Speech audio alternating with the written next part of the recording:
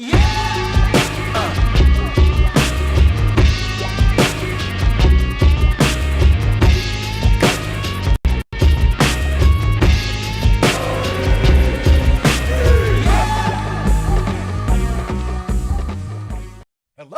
Philadelphia! I'm Bruce Buffer. It's time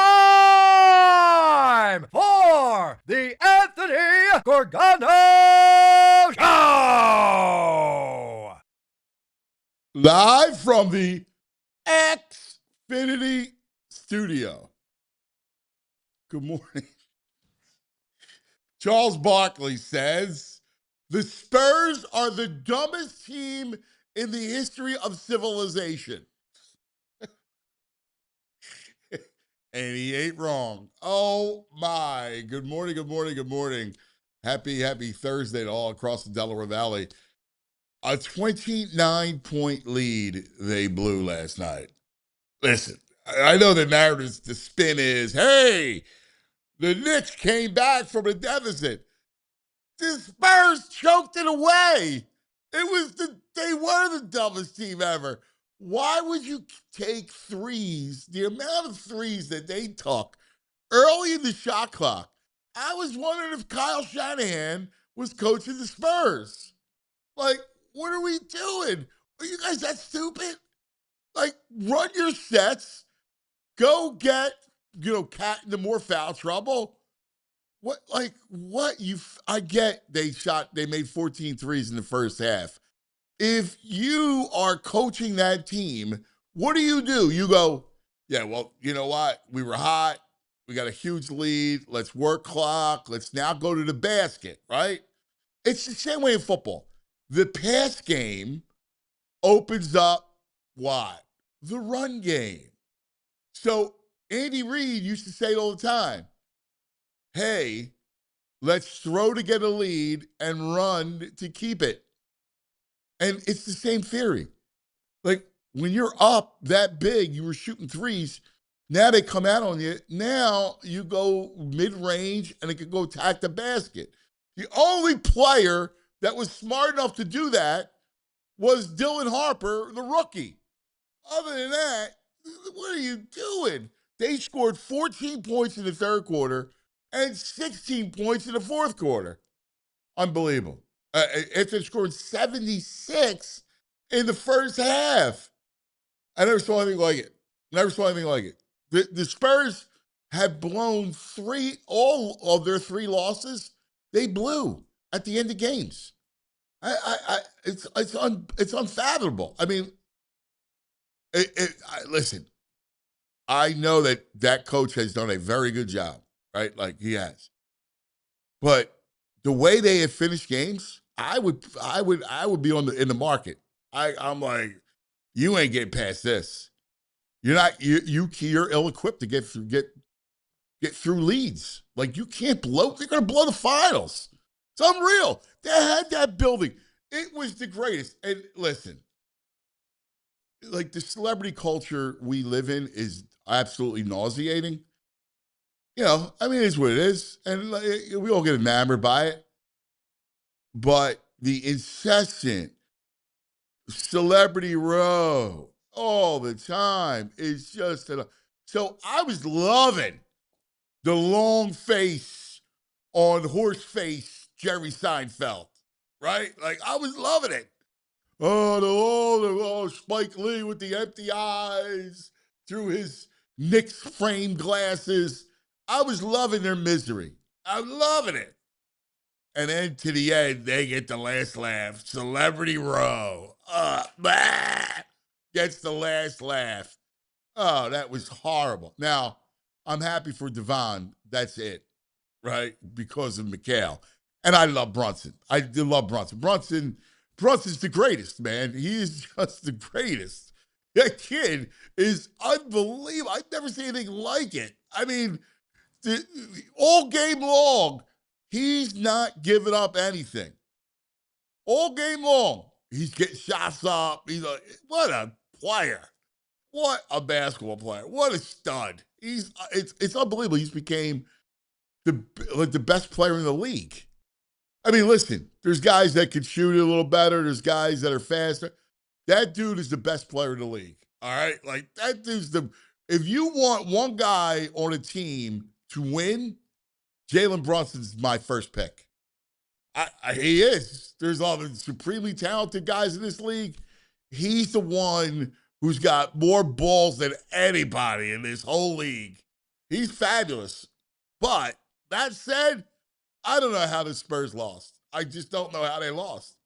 It's unbelievable that they could blow that lead. Hey, you blow a double, like a 10-point lead, 15 point, 29. That's just unreal. It's just unreal to lose that lead. Like, if that happened to Philadelphia, we would be like apoplectic. I mean, we wouldn't know what to do. We would be out of our minds if that was Philadelphia. And the Sixers blew that lead. Of course, they would never get to that lead, but that's okay. It's another story. I can't believe what I watched. Like, I fell asleep for a portion of the game last night. It was like third quarter into the fourth quarter. And I just kind of dozed off.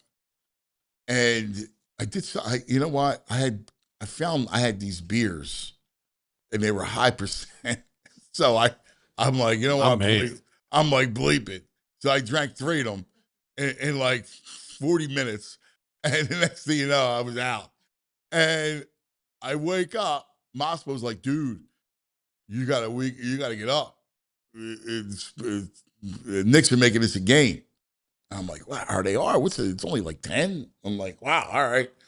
So then we watched the rest of the fourth quarter. I'm just stunned. Good morning, VG. Good morning, I guess. That was brutal. Brutal watching the Spurs give it away. They're up at some point. They're shooting 8 straight threes. And like, I don't know, my coach will always be like, I missed threes the first pass on a fast break. Like, you got to slow this game down, take some time off. And it's like, you're just jacking threes and they're going the other way. They were the dumbest. You got a 7'6" guy. Charles Barkley's right. Get an easy bucket. He's right. They're the dumbest team ever. What in the world are you doing? De'Aaron Fox, he's up 1 with 10 seconds left. He goes for a contested layup against a larger dude. Just dribble under the basket, bring the ball back out, game over. It's done. That's it. It's done. No, he's got to go through this layup off. It's brutal. It was, and all that said, they got the lead, and they can't control the rebounds. With a 7'6" guy on the court. Right. OG. He's a player, man. Oh, he's a baller. I would love him here, man. Well, yeah. Listen, Anunoby, Hart, Brunson, those are guys that, like, they don't quit. Like, they're role players that win. It's why you guys always kill me about railing on Oubre and Grimes. Yeah. Right? Well, the reason why I do that is because they're not, like, Oubre should be like Anunoby meets Josh Hart. Like, that's the role he has on this team. You with skill-wise and size-wise, yes, but mentally, he's not there. Well, why do you think I hate him as a player? Right. Why do you think I never liked him as a player? And you guys, oh, look at that. What do you say now? 16 and 7. He's a loser. Like you got guys. This is so amazing. Today, I had a whole bingo card.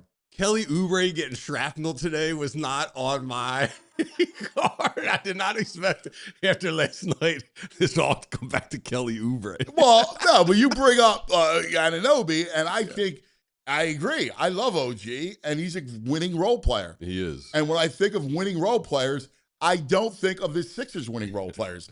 And why I can't stand Nick Nurse is because he treats him like he's OG. He does. And there's no understanding of why he does that. This basketball team, I'm praying that this Gansey has a clue, all right? And that Jameer can have a voice. Because they need a complete and utter change of everything. Because I'm just upset that Nurse is back. Jameer's a baller, and Jameer's got that mentality. He knows what's up. He's the opposite of an Oubre Jameer. Right, yeah, right. So. I think we're in a good spot. I feel better about Jameer than Elton Brand. Yes, I agree. But I just can't wait for this series to get over. I can't stand the celebrity row anymore. They're wearing. It's like if you're gonna go to the game, go to the game. Do we need custom printed shirts up so They know wear the camera's got to get? Yeah, it's all costumes. They're wearing costumes. Yeah. They're all the same. They want to wear costumes. Nobody can wear a normal. I got a Knicks shirt from Dick's Sporting Goods. No, the only one is our trader, our turncoat, Tina Fey. She just wear a regular jersey. Right. But yeah, you got to get custom made shirts and stuff. They're all wearing costumes. And then They're all costume crowd. They celebrate all the celebrations. Chalamet, Swift, they're all backstage with all the celebrities. They won't celebrate with the common people. They're all backstage dancing back behind the scenes. Well, you know what the worst is though is like Jerry Seinfeld, right? And here's Jerry. In fact, Eddie Wright had a great line. I haven't seen Jerry Seinfeld that happy since his ex-girlfriend's sweet 16 birthday party. But you could just see Jerry Seinfeld. Listen, he's a sports guy, so and he's legit. Yeah. But celebrate, and you can see the high five where they miss each other on the high five. They're such non-athletes. Chalamet's in under the rafters, taking his shirt off, all fired up. Yeah. It's like, come on. I just want it over. Oh my God, it's gross. Meanwhile, they're throwing eggs at Wemby when he's going to the hotel afterwards. ESPN did show it briefly. While all the media heads are giddy over this game, they did mention it for like 15 seconds that they threw eggs and other things at Wemby as he was going to his hotel. Yeah, I mean, that poor kid. Give me a break. But it goes back to coaching. How in the world could you have that plan? That's unbelievable. I just watched it. Like, how many threes are they bricking? You got a guy who should be able to score at will at 7'6". Just get a couple easy buckets to stop the bleeding. Yeah, but how about and dribble drives? Yeah, like Harper gets to the rim, right? You got to get to the rim. What are you doing? Like, if I'm coaching that team, I'm out of my mind. I'm like, no. I text you at the end of the third. It wasn't even the end of the third. It was in the third. They're making a run, and they pull Wemby out. I was like, what are they doing? What do you pull Wemby out when they're on a 12-0 run right now? I know. It makes no sense. I know. I mean, Yeah, this can't end. This is so frustrating. Every time I watch it, I'm frustrated. I hope the series ends quickly. One more game. Yeah. See the parade and get on with it. I can't. I saw they have the chart. They're putting out social media. They put the chart out where all the celebrities are sitting, all their handles, so the cameraman and the crew, I guess, can zone. Oh, we want to get a picture of this person. Let's go look at this person. Here's their handle. It's just, I just want to see a basketball game, man. Nah, well, listen, the sports. Listen, I'm Mr. Football, and there's nothing more grotesque than the Super Bowl, right? Yeah, that's a one-night spectacle. Yeah, this is even when they're San Antonio, they're there. It's the NBA, it's the finals, so it's going to be like that. It's not for the sports people. No, it's not it. But it's just awful. I love that there was a pregame. Charles Barkley's with Ben Stiller. He's like, "How long you been a season ticket holder?" He's like, "I'm not. I get my tickets for free. The Knicks give them to me." Like, what? I thought he had cred. I thought he was a season ticket holder. Nah, he just gets free tickets from the Knicks. Now, if you're Ben Stiller, do you say that? Well, I guess when you're how long you've been a season ticket holder, I don't know. I don't know. I don't know. Yeah, no, I'm not. Just go. Listen. Here's how I would answer it. I mean, I've been coming to games. I don't know, 25 years. Yeah. You know what I mean? Right. Yeah. 30 years I've been coming to games. Hey, you got all that cash. Yeah. And he's worth like $200 million.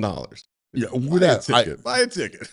I know. That's crazy. And I'm going to say, if you're a celebrity, if you show up with you're going to show up. If you're a singer, particularly because they have fan bases that are bigger than actors, why don't you grab a couple Knicks fans and bring them with you that are your fans? They can't afford to get in. Sit up courtside with you. This whole celebrity thing. I'm so over it. But the idea of the costumes, my buddy Jimmy Head used to say this all the time. He'd say he looks like a lizard in a costume, and that's exactly what Celebrity Row is. A bunch of lizards in a costume, because they're all wearing all great. Spike's got the hat. Yeah. Come on, bro. Like, listen, the glasses are cool. Like, wear the shirt. Yeah, You got to throw the hat up. Doing that for 30 years or I 40 know, years. That's insane. I get it. Everyone I get just it. follows suit. But you get it. But Yeah, I get what but you're you're saying. all doing this, the custom this, the Yeah. custom. Hey, make me a Knicks leather, Right. pleather jersey. Like, oh God. This is such an infuriating final. I hate Yeah, you hate it. well, it's infuriating because the Spurs are losing. The If Spurs the are Spurs choking. if the Spurs didn't choke, I would love it. Right. Right? I would love it. Yeah, I was loving up by would love 30. It was great. And I feel guilty because I love Brunson. I love Mikhail. I love Devon. They're family. So I want them to win. But I'm so conflicted because of the fans and the celebrity and the spectacle of it. Yeah.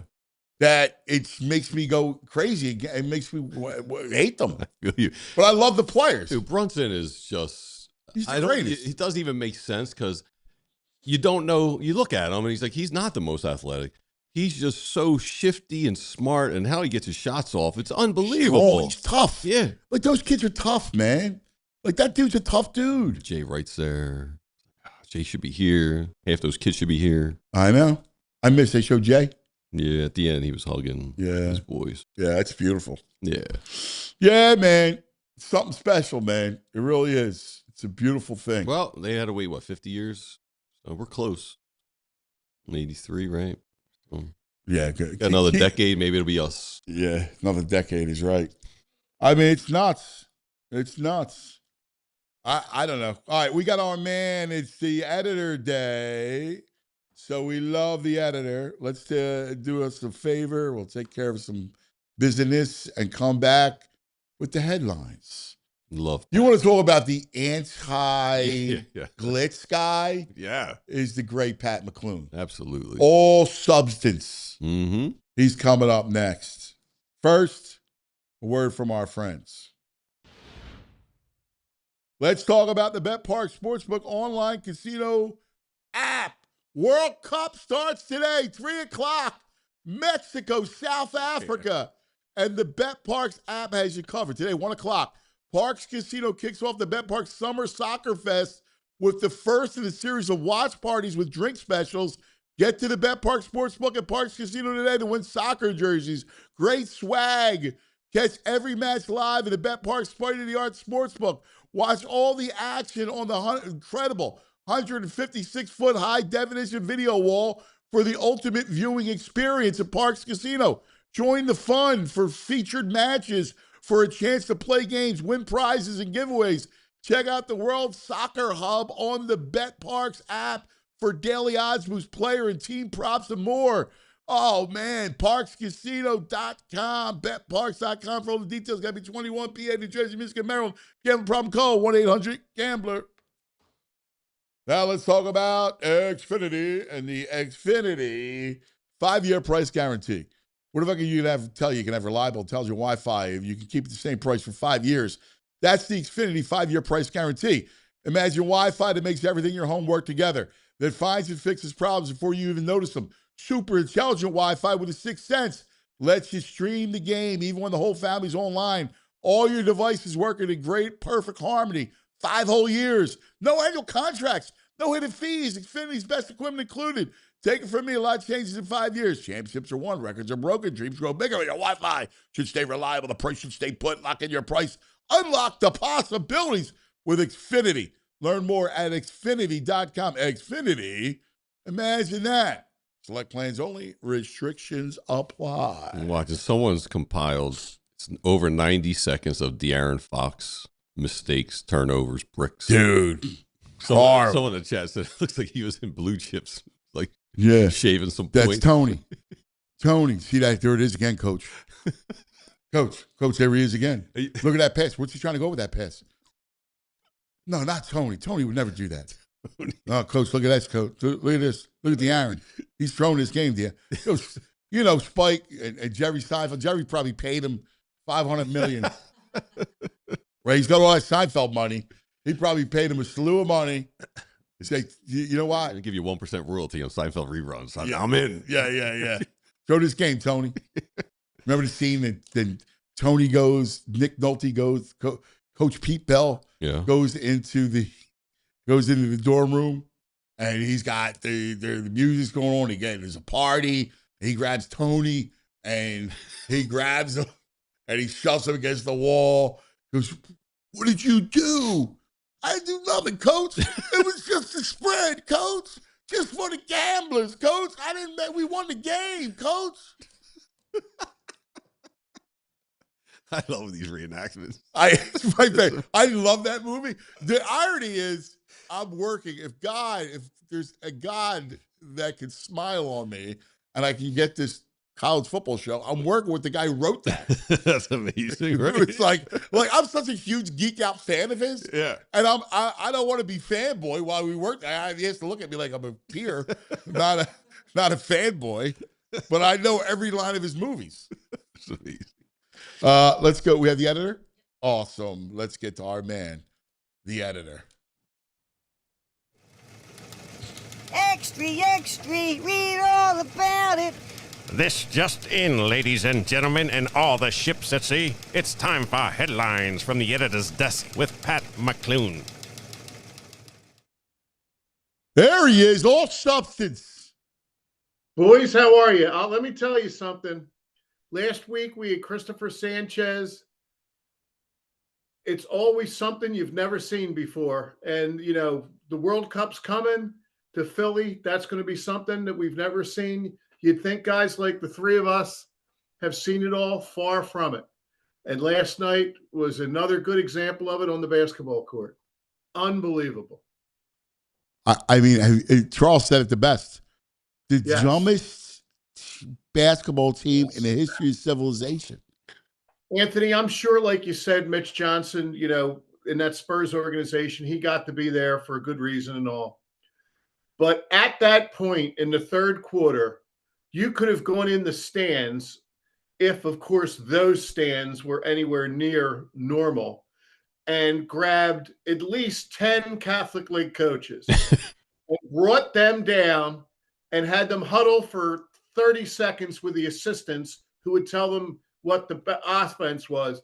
You could have grabbed Billy Cassidy, Carl Arrogate, Chris Rowntree, Ryan Ansell. You could have grabbed any of these Catholic League guys, put them on there, and they would have done the minimum. There was just an obvious roadmap how not to lose this game. And incredibly, they did. Now, I don't want to take anything away from the Knicks. The Knicks are going to win the championship. They're going to be very deserving champions. Everything you said about Brunson is true. That guy is an absolute assassin. And it's really been something to watch how good Anunoby is. He is fabulous. Unbelievable. The anti-Oubre. Oh, God, yes. Yeah. Well, that's, he's so good. It's not even a shot at Oubre. I mean, there's, he's just, and it's one of those things. It's kind of like if you take the person and put them into place, if you put Anunoby in place with the Sixers, for some reason, that wouldn't work, because you look around and go, you guys are losers. Yeah. And, you touched on this, and like the headline on the thing is a clinic in losing basketball, but you touched on all of the good things. The other thing I wanted to bring up about that is, boys, always guard the inbounds passer. Always. There's no situation in basketball and in life where you don't guard the inbounds passer. So what do we have? We have it on both ends. On the front end, you have Anunoby not being guarded, getting the ball in, having a clear path to go down and make that tip, which was an incredible athletic thing. It's not like the ball was laying on the rim and he got in there. Then on the other end, you come down, and I'll say this about Mitch Johnson. He drew up a play to win the game. They had a dunk. They had a lob dunk to a wide open Stephen Castle to win the game. Why didn't it work? Dylan Harper, who's fabulous, had to inbound against Karl Anthony Towns. He might have got a hand on it. Harper couldn't get it where he did it. It's as simple as one team not guarding the inbounds player and the other team doing it. Unbelievable. And a lot of credit needs to go to that Mike Brown. He's really showed me something over these playoffs. I agree. He's Yeah. just totally toying with this guy. Very smooth move yesterday, keeping Alvarado in the game with Brunson. That was very well done at the end. Shamet, and it worked. the way he works those guards, right? Shamet, Alvarado, and McBride are brilliant. Like, he's got a great read on which of the three guards is playing the best. And he rides those guys. Some days it'll be Shamet. Some days it'll be Deuce. And then last night it was Alvarado. Like, that's great coaching. Right. And believe it or not, there was a couple of stretches down there where Brown made the decision, and I kind of get it, that McHale was not on the court. Yeah. They went with Alvarado, Brunson, Hart, Towns, and Anunoby. Yeah. And, unbelievable. But all the Spurs needed to do was run their offense, settle for twos instead of threes, get on the line. The Spurs, listen, there's a reason they've had the two greatest comebacks of all time, but it's not like the Knicks did anything otherworldly. They made the threes. Brunson is always a killer down the stretch, and I don't want to take anything away from them, but it was 98% situation of the Spurs blowing that game. Never seen anything like it. And Barkley had it perfectly for everybody there, They scored, Pat, 14 points in the third quarter and 16 in the fourth quarter. I mean, that was the lump job, of epic. I don't think – it's between them and the Falcons. I know I texted you last night. I said it earlier today, but – really overused, throwing around the choke word. But, my God, the Knicks outscored them 55-25 down the stretch. 55-25. There is no bigger choke. That's a lump, and that goes. And again, that's your coaching, Dave. He's also blown all three games. Right, game one, they were up big. They blew a double-digit lead. Game two, they came back and took the lead and lost the game. And then last night, it's one of the worst coaching jobs ever. And, Castle makes all those free throws and has shown me so much. He was a turnover machine against Oklahoma City. So I thought, well, now they got the guy to handle the ball. I was laughing out loud at your Blue Chips analogy. De'Aaron Fox, that was incredible. And a lot of times, guys doubled down on what they did. I didn't have enough time. I'm sure VG did.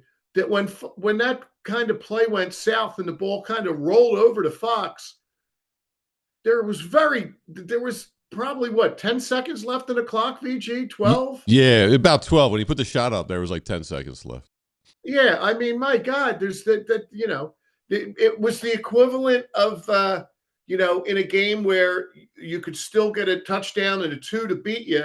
It was the equivalent of the running back that is selfless enough to fall on the ground instead of score the touchdown, because that's the better way to win the game.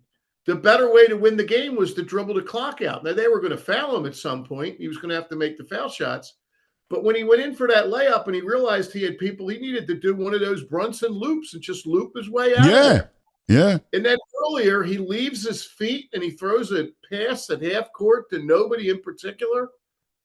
Boy, that was really that was lumping it up in the worst possible way. They were also a little early with the foul on Alvarado. Half the Knicks were behind him. They fouled him with still 6 seconds left. They could have wasted a couple more seconds before they fouled him. Yeah. Yes. Foul to give everything. Yeah, they completely Wemby bricking 2 foul shots in the final 2 minutes. Woo. Oh yeah. Well, that was another one on Johnson. That 7'4" guy, he can't play. He can't play 24 minutes in the second half. Look what Brown does with Brunson. He keeps him out a long time so that he comes in those last 8 minutes. Wemby was gassed when he missed those foul shots. He's an excellent. Yep. Gassed. Totally gassed. Totally gassed.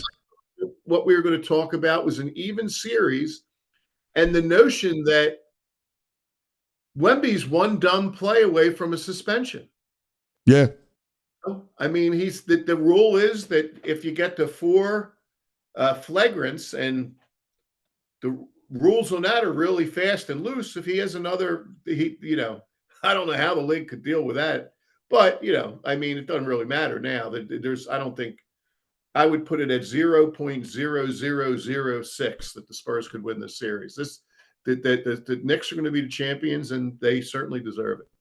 So it's interesting because obviously you're right, and you're looking at it. The only thing I'll say is you come back to San Antonio. You win in San Antonio.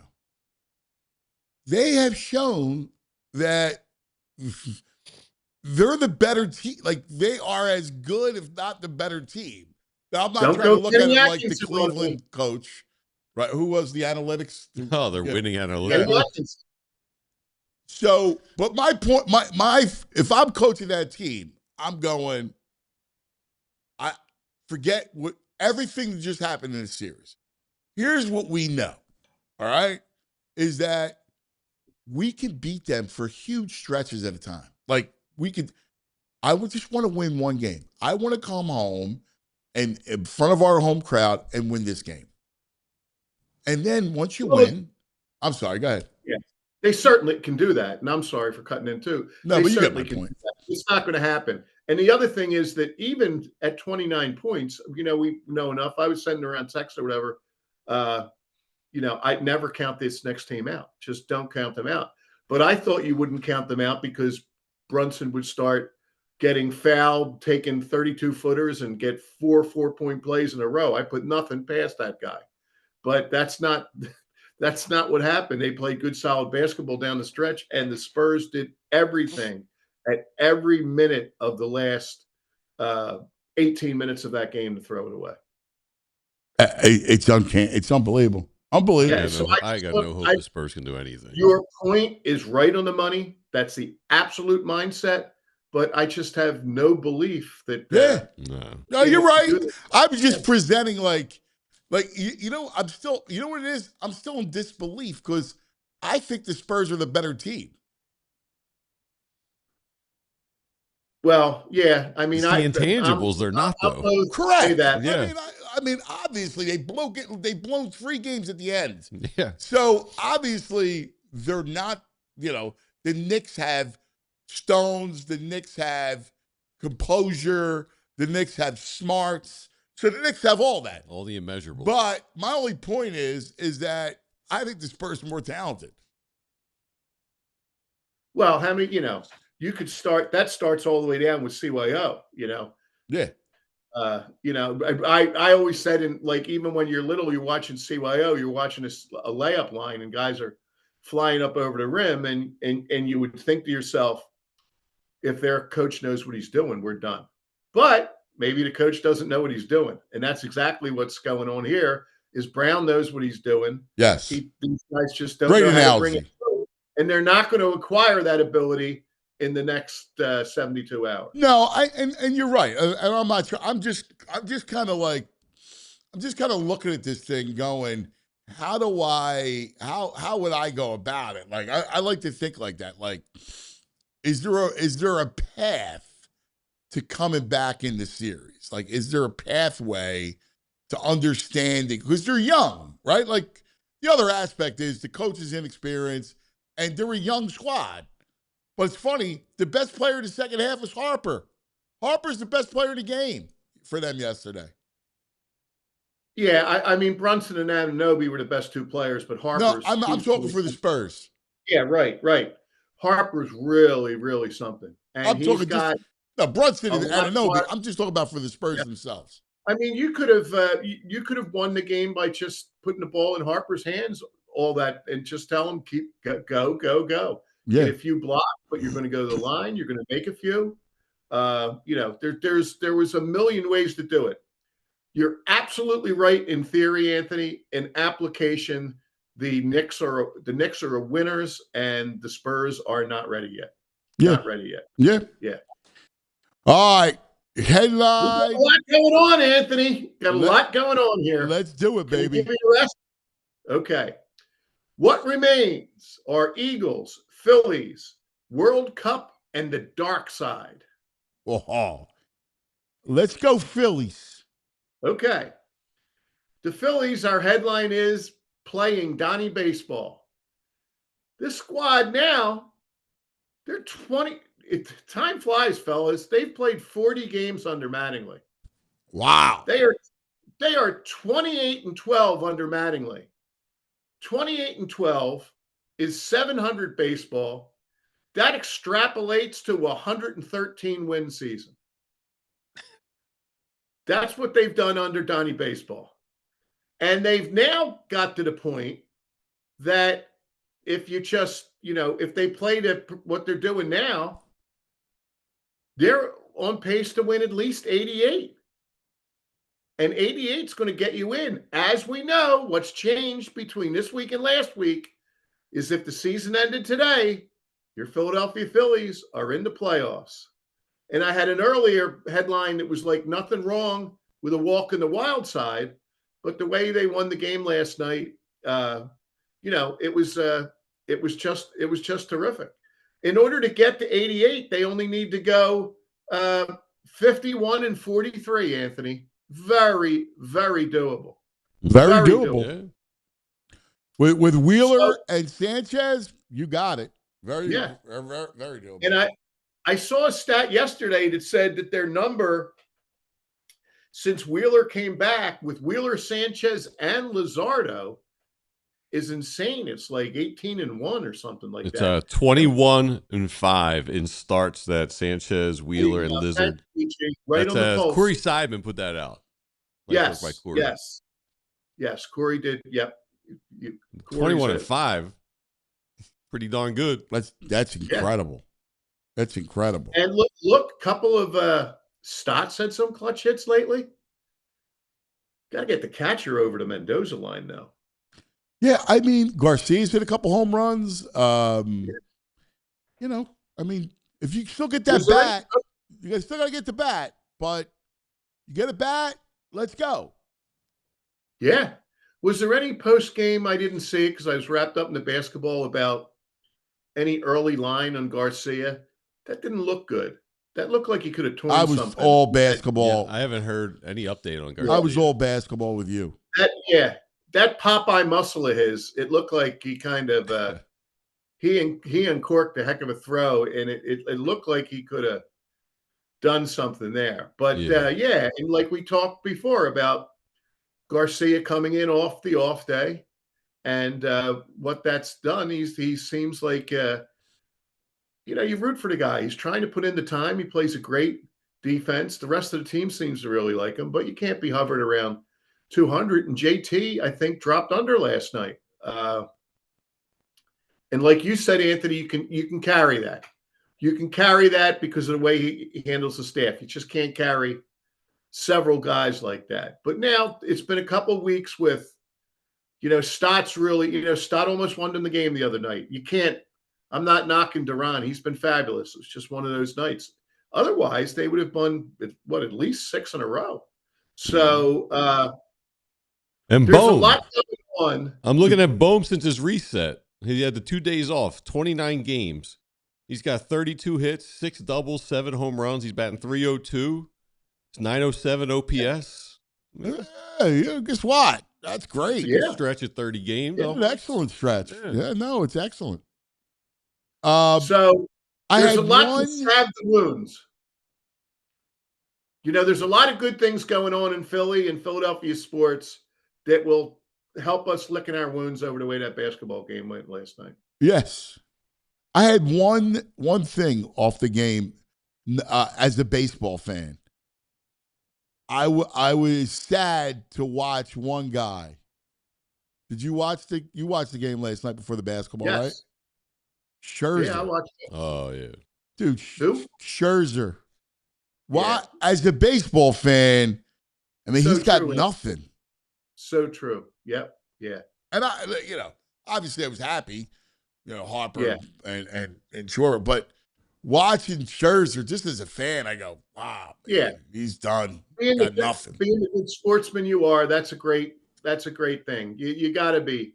you got to feel bad seeing a guy like that who just, you know. He was a bulldog. He was a I great. wondered how long it was on. Like last night, I guess he joined the 3,500 strikeout club. He's an 11th member. Like maybe that's why. Maybe there's a couple things he's trying to achieve before he gets out. But yeah. Got to go, man. Gotta It's a go. sin. Yeah. All right. Let's go World Cup. Okay. World Cup. And our headline here is the world lands in Philly. And this is really going to be something big. This doesn't happen all the time. Julia comes up big as per usual. I got to credit Matt Schultz, who works for this Crossing Broad, talking about the Ivory Coast is training in Philly at the Union facility. These jackets these guys came in with, man, that's big time. That Ivory Coast look, those guys, they all came in dressed alike. That's a sharp look there. You got the big-assed elephant on the back of it. Yeah, that's cool. Yeah. I'd like to get me a jacket like that. They even had cool fans. Yeah. I think they're staying in Delaware. They had a bunch of fans waiting for them as their bus arrived. I'm about the Ivory Coast. I can get behind the Ivory Coast. Look at that. Way to go, Julia. Wow, look at that elephant. And you know, Elephant's the coolest, man. The Ivory Coast. Philadelphia doesn't get a taste of the Ivory Coast. This is really an amazing thing. It's probably the biggest sporting event in the world that only happens every 4 years, and it's coming to this country, and it's coming to Philadelphia, and it's awful cool. Now, a couple things about this, because I never pretend to be who I'm not, and you know I'm not a soccer expert, but I am going to trot out the McLoon soccer bona fides right now, okay? And those are this. I coached soccer for 9 years with kids, and I pride myself. I still don't know the first thing about it. Well, you coached soccer for 9 years? 9 years. My kids, 9 years. What age were they? Well, they were 7 and 8 years old, something like that. But I would and I coached. I didn't get Pat, but I coached Brendan, Dan, and Tom, and I would always know to hand it off in the next level to a guy who knew it. One guy, Matt Hayes, was the goalie at Villanova. The next guy, Louis Bradley, was right off the boat from Ireland. My next door neighbor, the great Marty Wise, played soccer at Wheeling, and I would hand it off and they would teach it. But that shows you what a rube I am about soccer. However, in the McLoon family, there was a day. Remember Faces in the Crowd in Sports Illustrated? Yeah. Faces in the Crowd, one time, were my cousins, the Brennan family. They were in Faces for the Crowd because 1 year in the 70s at Father Judge High School, Danny, who was a senior, Kevin, who was a junior, Tommy, who was a sophomore, and Sean, who was a freshman, all started for Judge's varsity soccer team. Wow. 4 brothers. What a story. 4 brothers at the time. And they weren't the best soccer players in their family. The best soccer player was their younger sister, Anne Marie. She goes back so far that women's soccer really hadn't exploded. She would score like 7 or 8 goals a game at St. Hubert's, went to Villanova, did the same. I'm convinced that if Mia Hamm and the United States soccer experience happened, I'm sure Anne Marie would have made that team. Wow. So we have that, and that'll extend it a little farther. Danny, the oldest, and I got one that'll totally put this out. Danny, the oldest, played in the professional indoor soccer league. He was a goaltender. And for the Adams, was that the Adams? No, that was the Fever. The Adams were the outside. Love the Fever. I went to see Pele play at the Vet against the Adams back in the day. Wow. Boys from Incarnation. We rolled down to something different. We'll watch it. We didn't play it in our neighborhood, but let's go down. It's something new. It's sports. We're in, okay? Danny was the goalie for the Fever, and for a short amount of time, the beat writer for the Philadelphia Fever at the Philadelphia Daily News was this guy. I was the Fever beat writer for a little while. Were you really? Yes, yes. And now, because I want to get to the real nuts and bolts of the World Cup, one last thing. That Danny Brennan, my wonderful man, wonderful family, the whole family, my cousin, last time I was at his house in Jersey, I looked out back in his beautiful big yard and he said, yeah, I butt up to, you might know my neighbor. And I said, well, who's your neighbor? He said, Ryan Baldinger. No way. His yard butts Baldy's. Danny Brennan. Yes, yes. I've been in the Baldy backyard a million times. There you go. I don't know if Baldy's still there. Cinnaminson, right? No, not Cinnaminson. He's in Mount Laurel. Okay, I got the town wrong. Yeah, but it might not be the same at Baldy house. I think so. He's been there. He's been there for years. Okay. Yep, butts up to Baldy's house. Now, the other thing I wanted to talk about the World Cup, Anthony, is as it is in Philadelphia, it's personal for us, but I can say this very objectively. Anything that is the soccer experience during the World Cup in Philadelphia that is under the direct control of one Meg Kane is going to be world class. World class. She is the greatest. I mean, you meet people in life that are supremely competent, right? Like you're just around them and their competency just is like an aura that comes off them. And you go, oh, they got it, right? Like, yes, they just got it. That's Meg. Meg has got it. She knows sports. She knows journalism. She knows public relations. She's a fabulous businesswoman. She's going to do a great job. And if they can, people really ought to check out this because we've done it when we've done it for FanFest, but we got to check out this FIFA Fan Festival. And there it is. There's the website down below. If you click on that, you got to register to get inside, but it's going to be at Lemon Hill, which is a little bit of an education for people in Philadelphia. Even me, I kind of thought it was like Belmont Plateau. No, it's this wonderful area right behind the art museum. And there's going to be just a little, people from all these cultures and stuff are going to come. And it's going to be a once in a lifetime experience. And I'm convinced that, like, as you can see, Julia hitting it perfectly, anything that you need to know or interested in as a fan who probably does not have a ticket to the event, immerse yourself in what's on that website and the Fan Fest. And I can't wait. It's going to be a great experience. Yeah, I'm with you. It looks outrageous. It feels so much fun. It's just a great thing, man. I'm excited for it. I want to live it. I do. I want to just imbibe in it, man. And it all starts tonight, gang. VG, who do you like in Mexico, South Africa, and who do you like in South Korea, Czechia? Well, first of all, I got to go Mexico because there's going to be a party down on 9th Street south of Washington Ave, that area. Like, I'm ready to go down there and watch the game. And South Korea. South Korea and Japan are fun to watch. They're going to be interesting. They're not going to be easy outs. Yeah. And, different parts of the city are going to erupt where it goes. Oh, yeah. You go up to, like, your old stopping grounds, like on the area, 5th. Yeah. That'll be crazy about the South Korean games. Yes.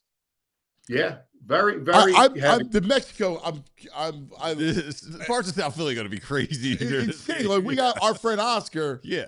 I mean, he's the one who got me into the World Cup. Him and the bro years ago, like, would teach me all about soccer. Him and the Italians, the Tonys and all, and Sal, and like they would talk, and it's awesome. Like, I love the cultures. Like, the different cultures of the world are awesome. That's why I love traveling. So it's like traveling comes here this summer.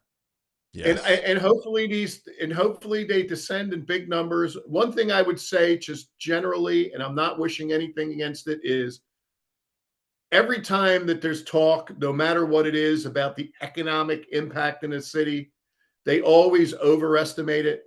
So just temper it a little bit that way. You know, Meg can't control how many people come in from Czechia. That's for sure. But you know, and it's a time to kind of be somebody who's willing to, you know, embrace the different cultures and the different folks. And it's a time for Philadelphia to be warm and welcoming. And it's going to be really cool. Well said, brother. You're the greatest. We love Meg. She's a dear friend. So we respect her in the highest possible way, but we support her too because she's got an incredible soul. We love her. I mean, Pat and I adore her. You know, it's so weird, Pat, how we got in this chain that's been going on for Right.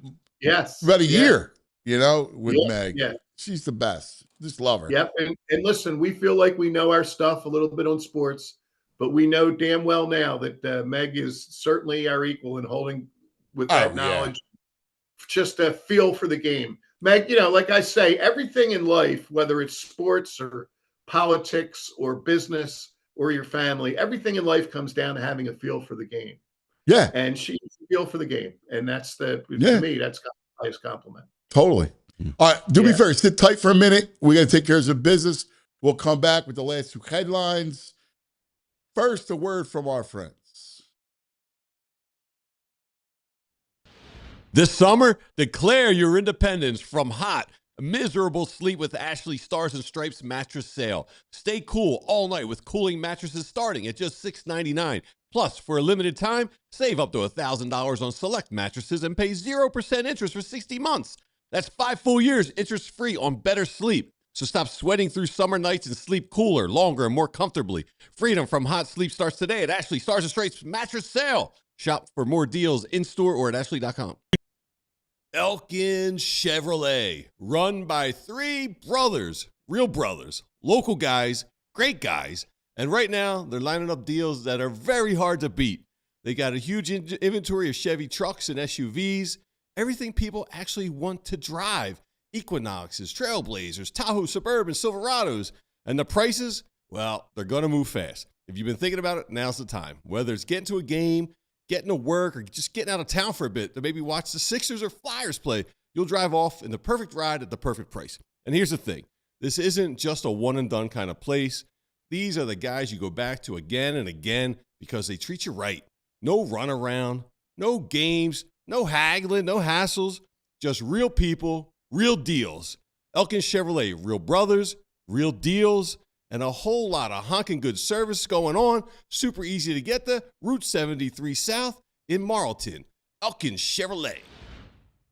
Summer, declare your independence from hot, miserable sleep with Ashley Stars and Stripes mattress sale. Stay cool all night with cooling mattresses starting at just $6.99. Plus, for a limited time, save up to $1,000 on select mattresses and pay 0% interest for 60 months. That's 5 full years interest-free on better sleep. So stop sweating through summer nights and sleep cooler, longer, and more comfortably. Freedom from hot sleep starts today at Ashley Stars and Stripes mattress sale. Shop for more deals in-store or at ashley.com. All right, back with the editor. Headline. All right. Now, the next one, Anthony, a little bit different. We try to keep things, we try to stay on top of the news. The category is the dark side, and the headline is all bets are off. Oh, the Sorsby. There's a term out there that something stinks to high heaven. This is the ultimate definition of something that stinks to high heaven. Now, let me tell you about a gentleman named Noah Shannon. Noah Shannon was a defensive, and it speaks so much to what's going on here. Noah Shannon was a defensive tackle at the University of Iowa a year or two ago. Noah Shannon was thrown off the team and thrown out of college football. Why? Noah placed a $10 bet on Caitlin Clark and Iowa women's basketball. Hey, you're an NCAA athlete. You bet on a game. Those are the rules. You're gone. Let's fast forward to what's going on now. Brendan Sorsby is, as of now, the quarterback at Texas Tech. While at Indiana, Sorsby placed at least 40 bets, many of them on his own team. And this was, I read an article about it by a guy named Stuart Mandel at The Athletic, who I have to commend because there were things in my head and I was trying, and he gave me edification on two things. He brought up the word Pete Rose, and then he brought up, I don't think I ever in my life have said a kind word about the NCAA. And I'm not somebody who rips everybody. I'm so anti-NCAA. This situation makes you feel bad for the NCAA. Because what happened?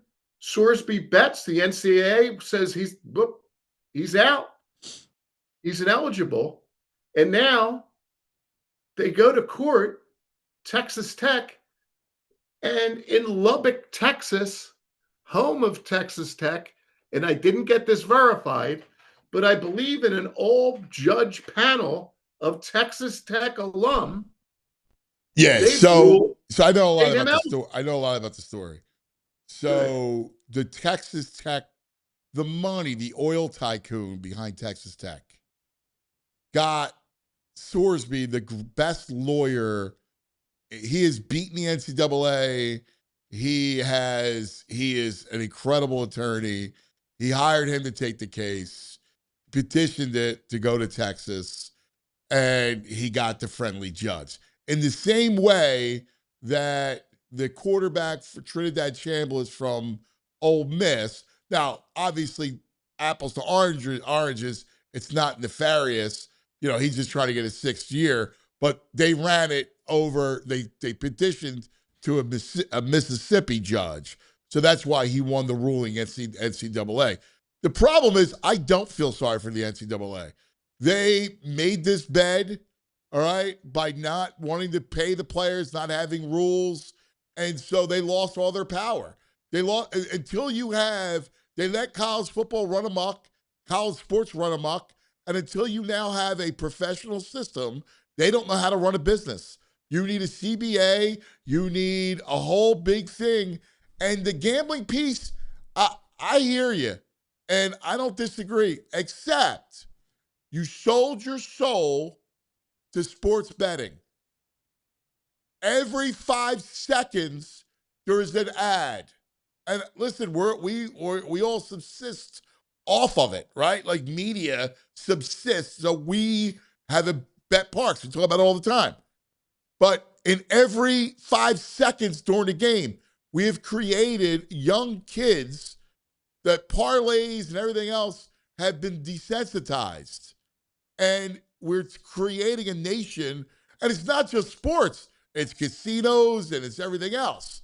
So, I mean, the kid's sick. You want to sell out to gambling, and then you have an addict, and then you're going to, throw the kid away? Well, I get their argument about it, but there has to be at some level, you are basically endorsing a massive fixing scandal. You're basically telling people that if you throw the game, we'll be able to come up with a way in the courts. And this kid at Iowa another thing that stinks really bad about this is if this guy was throw the game is a little harsh, though. He didn't throw the game. But I'm not saying he threw the game. I'm just saying that when you start letting things go and go and go, you're absolutely inviting. You've already started the process is the problem, right? Like, I agree with you that the kid needs to be suspended. I don't think you ban the kid for life. I absolutely think you got to ban the kid for life. I think the kid's got to get help. I think the kid was going to make $6 million. It got to go to the NFL. Now, I don't want to belittle about somebody needing help. The gambling is as bad as could be as bad as booze and drugs, and addiction is really bad. So that's got to be looked out for. But this guy's got the recourse of the NFL. And there's no way in hell that Texas Tech would take this holier than thou stand if this was the offside linebacker on their team. This is without a doubt. You're quarterback. Listen, the hypocrisy is all, but this is the NCAA's fault. You invited the snakes into the pit, and now the snakes are biting you. Right. But it's just at some point there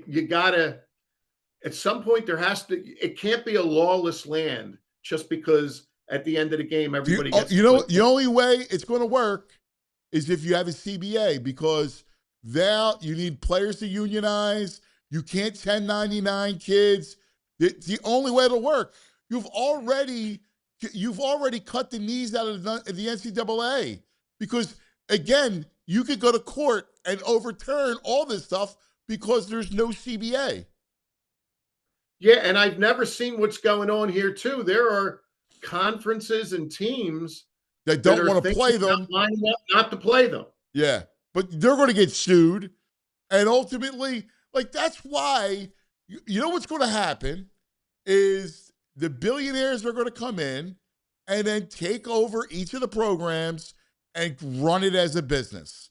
They'll lease the program from the university and they'll run it as a business, because you have to have players need to be, you can't 1099 players, athletes. It's not going to work because of the lawsuit, because of the of all the lawsuits. Yeah, listen, it's totally out of control, and this is a vestige that's going to make it. It's just going to accelerate where it's going to go. And like I said, I at one point, but they deserve their own thing.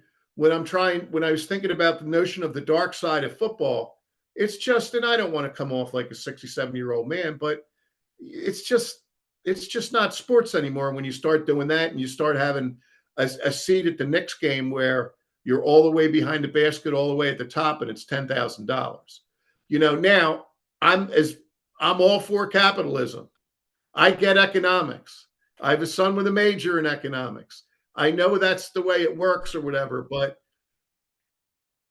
you're running a slippery slope with affordability, one, inside the stadiums, and two, when the league gets to a point where the NFL, where there's not stuff, where the average person can't watch the average game on TV, that could come back and bite everybody big time. Yeah, you're right. You're right. I mean, it's a whole big world. It's changed overnight, and it's leaving a lot of people behind. You're right. Right. But your points are valid about that. They just let the whole thing get out of control, and now it can't be. But it's crazy that the law gets tossed aside and the bottom line is making sure that the quarterback of the blue chips gets to play in the big game. Yeah. All right, last one. We got Kev coming up. Looking forward to that. Go. Last one is Eagles, and let's just roll through it. You got the great Kevin Nagandi. Our headline there is from AJ to JC. And we just shed ourselves of the drama. And I'm going to go to a guy that definitely knows more than me. Are we looking at Jalen not playing because of the contract? No. Okay, lay it on me. I got no fear. I hear that he's still working his way back physically. He's fine. He'll be ready to go. That's the word I got. Good, because you could see that, and I'm of the opinion that Jalen needs to go the Jordan Davis route. Yes. And he can get more money than anybody in the world. But Jalen has to have a year like his rookie year and tell the Eagles, now you have to pay me, and do it the way, because, there's a level of maturity about Carter that worries the hell out of me. Of course, without a doubt. They know it. Everybody knows the agent has a great relationship with the Eagles. I'll give you the exact quote. Getting back in shape, he will be ready to go. Good, good. I knew you would know more than me. I just wanted to see where that was. And the other thing I wanted to say about the Eagles was a lot of times, and you'll have the fodder for Baldy when, Baldy's in one of those places in the world that I'd be freaked out to be at. But no, who's going to worry about Baldy? He's in Thailand. So God bless him. But when Baldy gets back, I love listening to Lane Johnson this week. He's really motivated to have a big year. And how about Lane Johnson saying that he's going to get guard help? Yeah. I can't fathom that all those years that there weren't blocking schemes where the guard got involved. I guess Scotland, who obviously is the best offensive line coach we're ever going to see, I guess he started with 65, you're on an island. And Lane Johnson's talking very optimistically about this offense and where that's going to go. And so, I think that's really cool. And the defense has to be pumped up. Let's go, Reek. It's going to be crazy. I love it. Yeah. Pat, love you, brother. You're the greatest. Okay, guys. Happy you, World Pat. Cup. See you now. The great Pat McClune leads us into the hometown hero, Kevin the Gandhi. Hometown hero, hometown hero, Kevin the Gandhi, from Tap-On to ESPN. There he is. What do you say, buddy? Oh, you're muted. Morning, fellas. It's been too long. Ooh, there he goes. Looking good, buddy. Before we start, how did the Little League team do? Appreciate you asking. We were in the regular season. We had won one game. We're 11, 12-year-old majors, and I had 3 10-year-olds who also are all like 3 fantastic 10-year-olds. But it was a tough season, and then we in the quarterfinals shocked a team last week on Tuesday. I kept on promising them all season, hey, this is all for the playoffs. We're learning how to play. This is all for the playoffs. And then my son was pretty darn good in the quarterfinals. We won that game 5-4. We get to the semis. We're facing the 1 seed. We start with a 5-0 lead, and we lose in a walk-off. But in between this, so my son's game's Tuesday night. I move my flight plans. I fly Tuesday night, the game ends. I fly 5 a.m. Wednesday to San Antonio to host Sports Center that afternoon for game 1 of the NBA Finals. I didn't tell my bosses because I was supposed to be in San Antonio Thursday. I fly back Thursday morning to Connecticut to coach that semifinal game. And then I get on a plane Friday morning and fly back to San Antonio to do game 2 of the NBA Finals. Fly back Saturday. And now I'm getting ready for All-Stars. We've got scrimmages. We've got a whole bunch of things, and we start next week. You flew back just to coach the baseball game? I love it. Just to coach. My own dime. Didn't tell my bosses. I was very lucky with good weather. And we're an ESPN family. So Friday I show up. I'm on the set, courtside, I should say, and immediately, Stephen A., how the team we lost.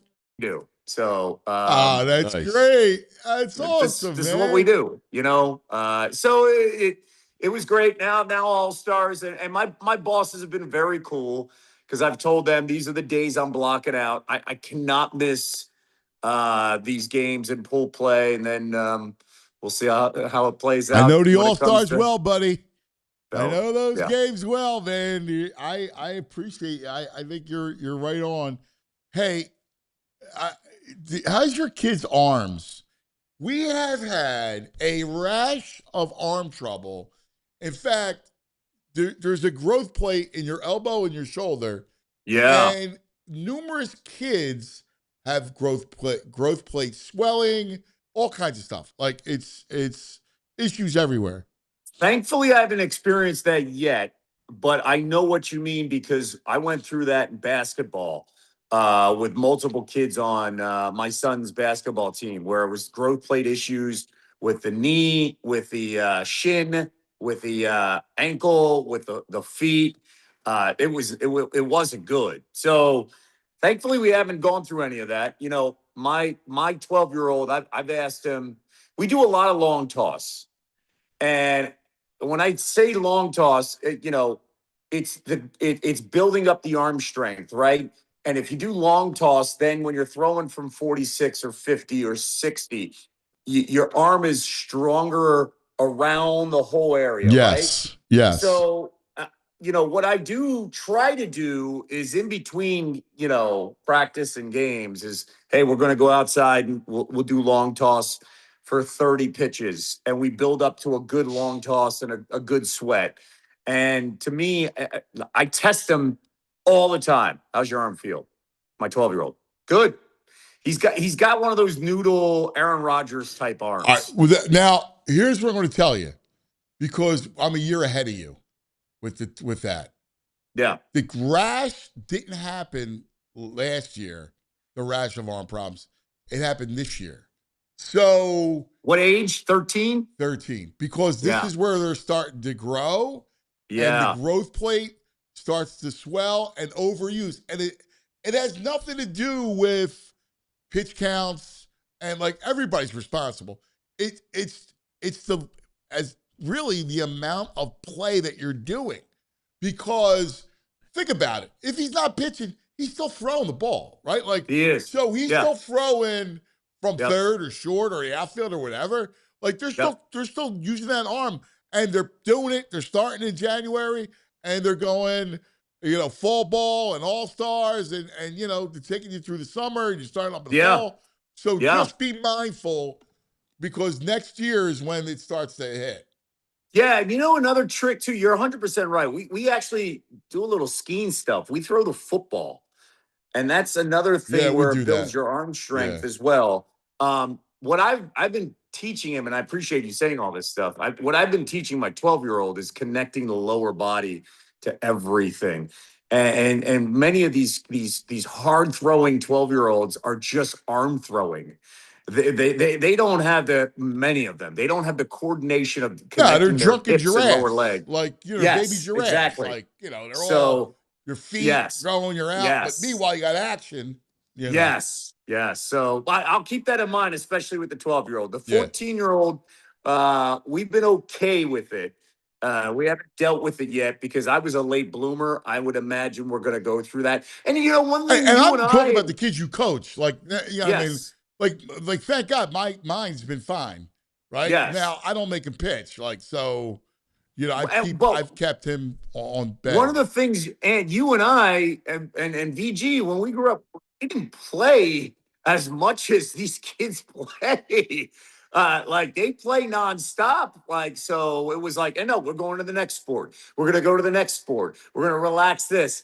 Now it's just constant. Yeah. So you're right. All right, let's get down to business. The game last night. Oh my God. Oh my God. I still can't believe it. Listen, when they were launching, the Spurs were launching those threes in the third quarter, I was like, man, if they get inside 12, the Knicks are going to win this game. And go figure, you give De'Aaron Fox, he's your veteran guy, bring him over because you have a bunch of young guys. You give De'Aaron Fox the max deal. And listen, it's inexcusable what he did. But then you go back and what he did in the entire second half, there was a lot of hero ball. There was a lot of shooting the ball with still double digits on the shot clock. There was like settling for threes. Wemby settled for threes. He missed 2 key free throws. I thought the coach was completely outmatched. I think Mike Brown's been phenomenal against Mitch Johnson. And the Knicks have it. That's all from just having it. Brunson was going to hit that 3 the previous possession before the missed 3. And OG knows his role. They all know their role. And that's what I admire about this team. And that was hard for me to say. I admire that about Mike Brown. He gave them minutes during the regular season, and they all know their role. They all know the pecking order of who's playing and what their job is when they're on the floor. Well, and he also like he's able to use the guards perfectly, right? Like he reads the guards. Yes. So whether it's Alvarado, whether it's McBride, whether it's Shamit, Clarkson, Yes. like those role players, he stays. Like last night, he knew Alvarado had it, and he stayed with Alvarado and over Shamit and McBride, and it was smart. But to get back to your point about this San Antonio, it's inexcusable. I mean, I was thinking Kyle Shanahan was coaching that team. Inexcusable. I actually think it's worse than 28-3. I really believe that because Very similar. If you work clock and you're like, it's almost impossible to come back. you know Wilbon said this today, and I thought it was genius. This is as bad as the Oilers losing to the Bills. Remember that 91 playoff or not 92 playoff, right? Yeah, it was a playoff game. 35-3. And according to research, if the Oilers would have just taken a knee in the second half on every play, you could not have beaten them. Wow. Because you want to know why? Because you're taking time off the clock. And the fact that the Spurs not only took those threes, took no time every possession off the clock. That's the thing. Like, it was malpractice. And De'Aaron Fox was awful. Like, just absolutely Well, Dylan Harper dreadful. was their best player last night. And you know what? They did this same thing. They pulled Harper earlier in the season, in the series in game 2. And you know, you're 100% right. Harper should have been on the floor. I just don't get it. Wemby should have been more aggressive. Run a play after these timeouts. Don't come out and just shoot 8 straight threes. You know what I'm grateful for, though? I'm grateful for one thing. That the Sixers didn't experience a game like this in the finals, because I don't think the town would have ever gotten over it. No, we would not have. No. No. We could Ever. never have handled that. No. And we would have never gotten over it. No. And by the way, yeah, there's an interesting discussion, and love to hear you guys weigh in on, is this the greatest sports moment for New York, period? And somebody brought up, you know, David Tyree catching the ball and Jeter's home run in the World Series. I believe this is the greatest sports moment in New York history for one reason. If you look at the Yankees, you look at baseball in New York, you have 2 teams. You look at hockey, you have 2 teams. You have football, 2 teams. You can't even bring in the Nets in this conversation because they haven't been in New York long enough, right? Every United New York fan is a Knicks fan. No matter, you like the Yankees, you like the Mets, you still like the Knicks, right?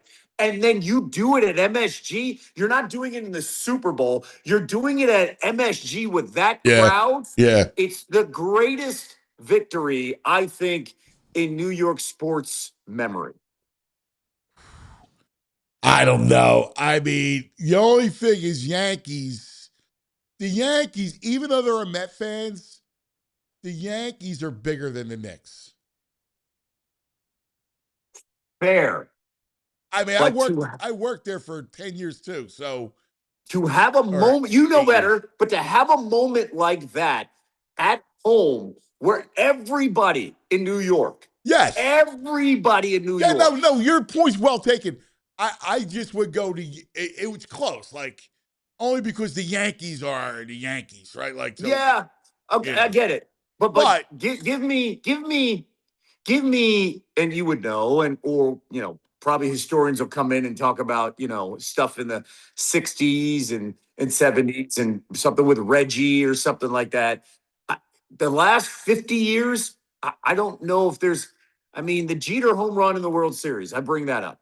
But like, holy cow, there were Mets fans who were pissed off. You know, you got that run, Paul O'Neill. You got that run, and then you got the Reggie Jackson run when you get all the, that. But yeah, your point is right in that, since Willis Reed, right? Like, I think this like what I Brunson did. Yeah, you're right. I think this game is last night was bigger than Willis Reed. And listen, we've all heard about the Willis Reed stories. I wasn't, alive when it happened. Right. We all, and guys like Kornheiser will probably argue with me, and Wilbon. I think Wilbon will be on my side, but Kornheiser, diehard Knicks fan. I think this is the biggest, and now they got to close it. And I will be very curious to see how Wemby handles Game 5. And keep in mind, he's one flagrant away from being suspended. So, Yeah, I think they win. I think Spurs? I think the Spurs showed me a lot in Game 3. Like coming in, and even listen, they blew it, they choked, bad coaching, but I think those players, I think there's a lot of talent. I think that they are very good, Yeah. and I think they come back and they win. I And think then that it they're comes more down to talented. Game 6. Yeah. I still think this thing has a chance to go 7. It does. I'll be in San Antonio. I was actually starting to look at flights last night at halftime, and I was like, and then when it got to 12 points, I was like, the Spurs are going to blow this game. Yeah. Because Yeah. I'll go to Game 7 in San Yeah. Antonio if that's the case. Yeah. No, but it's incredible. What makes you think they can close out a game? I just saw Game 3 Yeah. showed me they're good. They're a And good Game team, 2, dude. and they lost Game 2. They had Game 2. They had Game They one. lost it. Yeah. But I do think at home, coming down, I think Got it. I want the Knicks to win on the road. I don't want it to happen at the Guard. I want it on the road. I just want this over. So to your point, VG, I see there's no way the Spurs win Game 6 in New York. No. Because you can't. We all know about home crowd, like the NFC Championship game against the Vikings. That crowd after the Robinson pick basically had everybody floating. and on that comeback with the Knicks, that crowd was floating. Like you could tell the Spurs were spooked. And that's going to live in their head. They could be up 50 in Game 6. They're still going to have doubts, and the crowd's going to be into it the whole time now. Yeah. you know what's wild is that you want to talk about the most influential people in one building. It's crazy. It's unbelievable. Like Crazy. And then the other night we had the president there. Think about the most influential people in this country between sports, media, culture, entertainment, politics, like the mayors. That you have all these people in one arena. And you know what I love this morning that we've all picked up on, and VG I think will appreciate it. Last night was the Wu-Tang game because they did they changed the halftime. energy. Wu-Tang came and changed the everything up. energy. They did. Yeah. Yes. Yeah. Yes. Last I night was a the big Wu-Tang Wu-Tang fan game. until last night. Yes. They changed everything. They changed the whole thing. It was the Wu-Tang game. Yeah. Halftime, they're getting their butts kicked, Yeah. and then here comes Wu. Right. Yeah. No, it's the truth. It's that Shaolin energy. It's unbelievable. They got the Shaolin monks on their side. Wemby has his own monks. Right. Hey, what do you make of the Sorsby stuff? We were just talking about that with Pat. Yeah, college football, man. They can't get out of their own way. If you ain't cheating, you ain't trying. We know that. I think Texas Tech underestimated the backlash. I think Texas Tech didn't realize how bad it was. Now, I will tell you, and I know that every single major college football program would be doing the same thing Texas Tech is doing. Yeah. So there is a ton of hypocrisy, and there's a lot of grandstanding. Oh, we're not going to schedule them anymore. But in the end, it just shows you that the NCAA has no teeth, and that in the end, the way they have allowed the last 5 to 10 years to play out, it was inevitable that these court hearings in Texas, when you have the local judge, Mississippi. yes, Mississippi, you have these billionaires. We're watching blue chips in real life. I own you. Remember in blue chips when the booster says to the head Dude. coach, I own you. Kevin, you missed earlier. We had a dramatic reenactment from Blue Chips from Anthony. He can recite scenes word for word. So that was Tony. I did the Tony scene when Coach went in and then threw the party and was like, "What did you do? You took the only thing in your life that meant something and you threw it away." Happy. I own you, Coach. Yes. You wanted that. You wanted that shooter in French Lick, Indiana. I got him the tractor. I gave him the bag of money. You're mine. You're mine. You're mine. And to your point, you know, the idea that when you pay a kid $6 million, and you know, Joey Maguire yesterday, well, he didn't murder anybody. Like we're committing. In the end, though, and I know we're past the whole moral obligation of many of these student athletes, but in the end, I think people forget that Brendan Sorsby is not the victim. He has to be accountable for his own actions. And this is part of it when you gamble and they tell you and they have programs that talk about gambling and you see how the NBA's approaching Terry Rozier, you see how the system penalizes people. And then in this system, it's like, hey, you know, we're taking his livelihood away. Listen, he's a kid. He's a kid coming out of rehab. Well, but think about it. He's a kid, and he's a product of a generation that was told gambling wasn't bad. That, in fact, it's fun.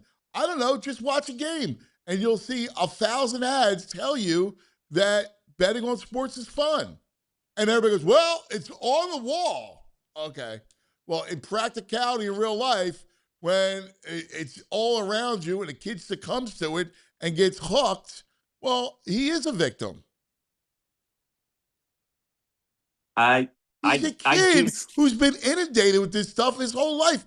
It's our fault. We open Pandora's box, and then when the snakes come out of the box and bites people, you want to blame the people. Listen, and okay. You took the money. Every outlet took the money, took gambling. Every sports without league question.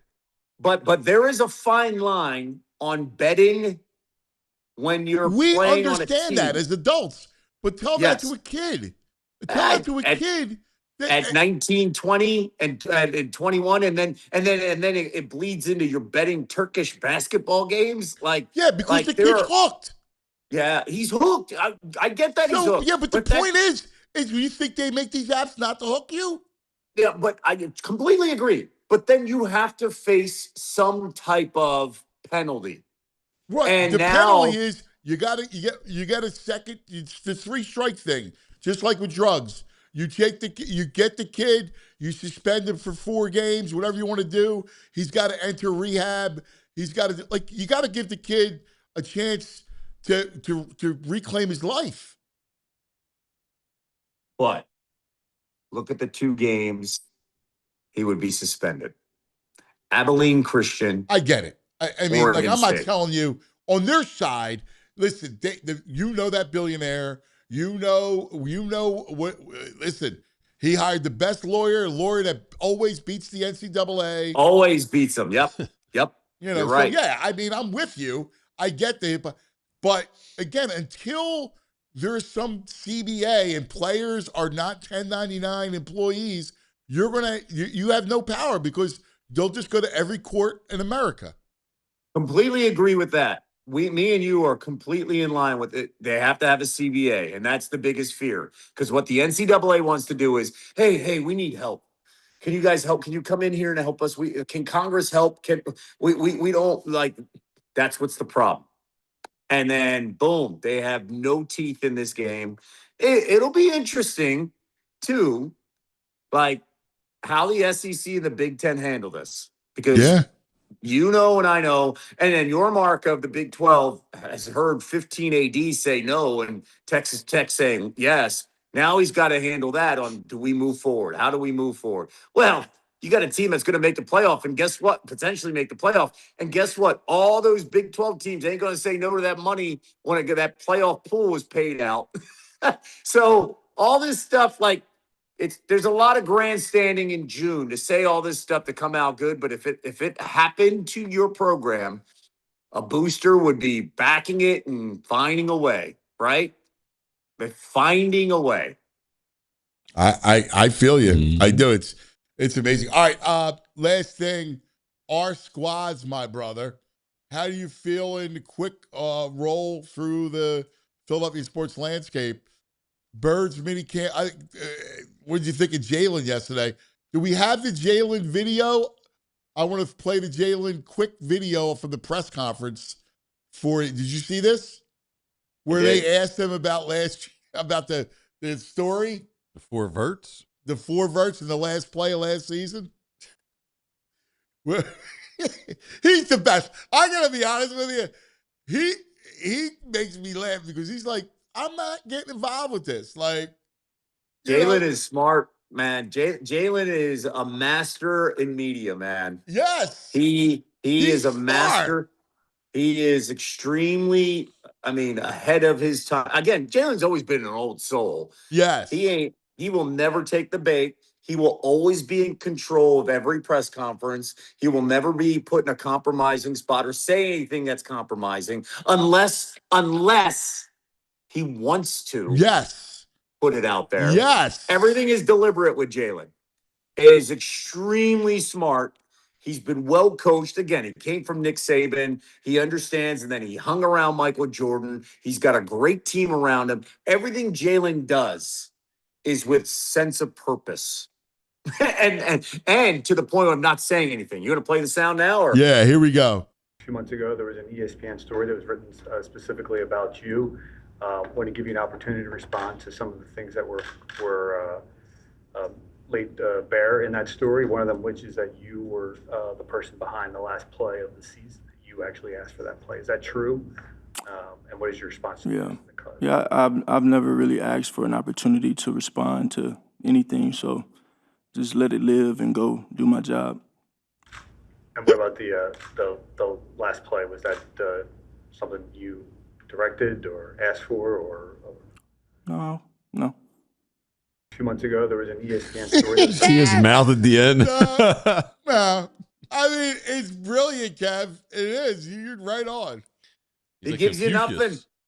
He literally gives nothing. He's always in control. I will say this one thing, though. I thought he handled the whole A.J. Brown post stuff really well.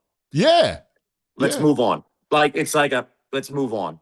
I'm not going to address it. I wish him the best. I'll stay above board no matter what.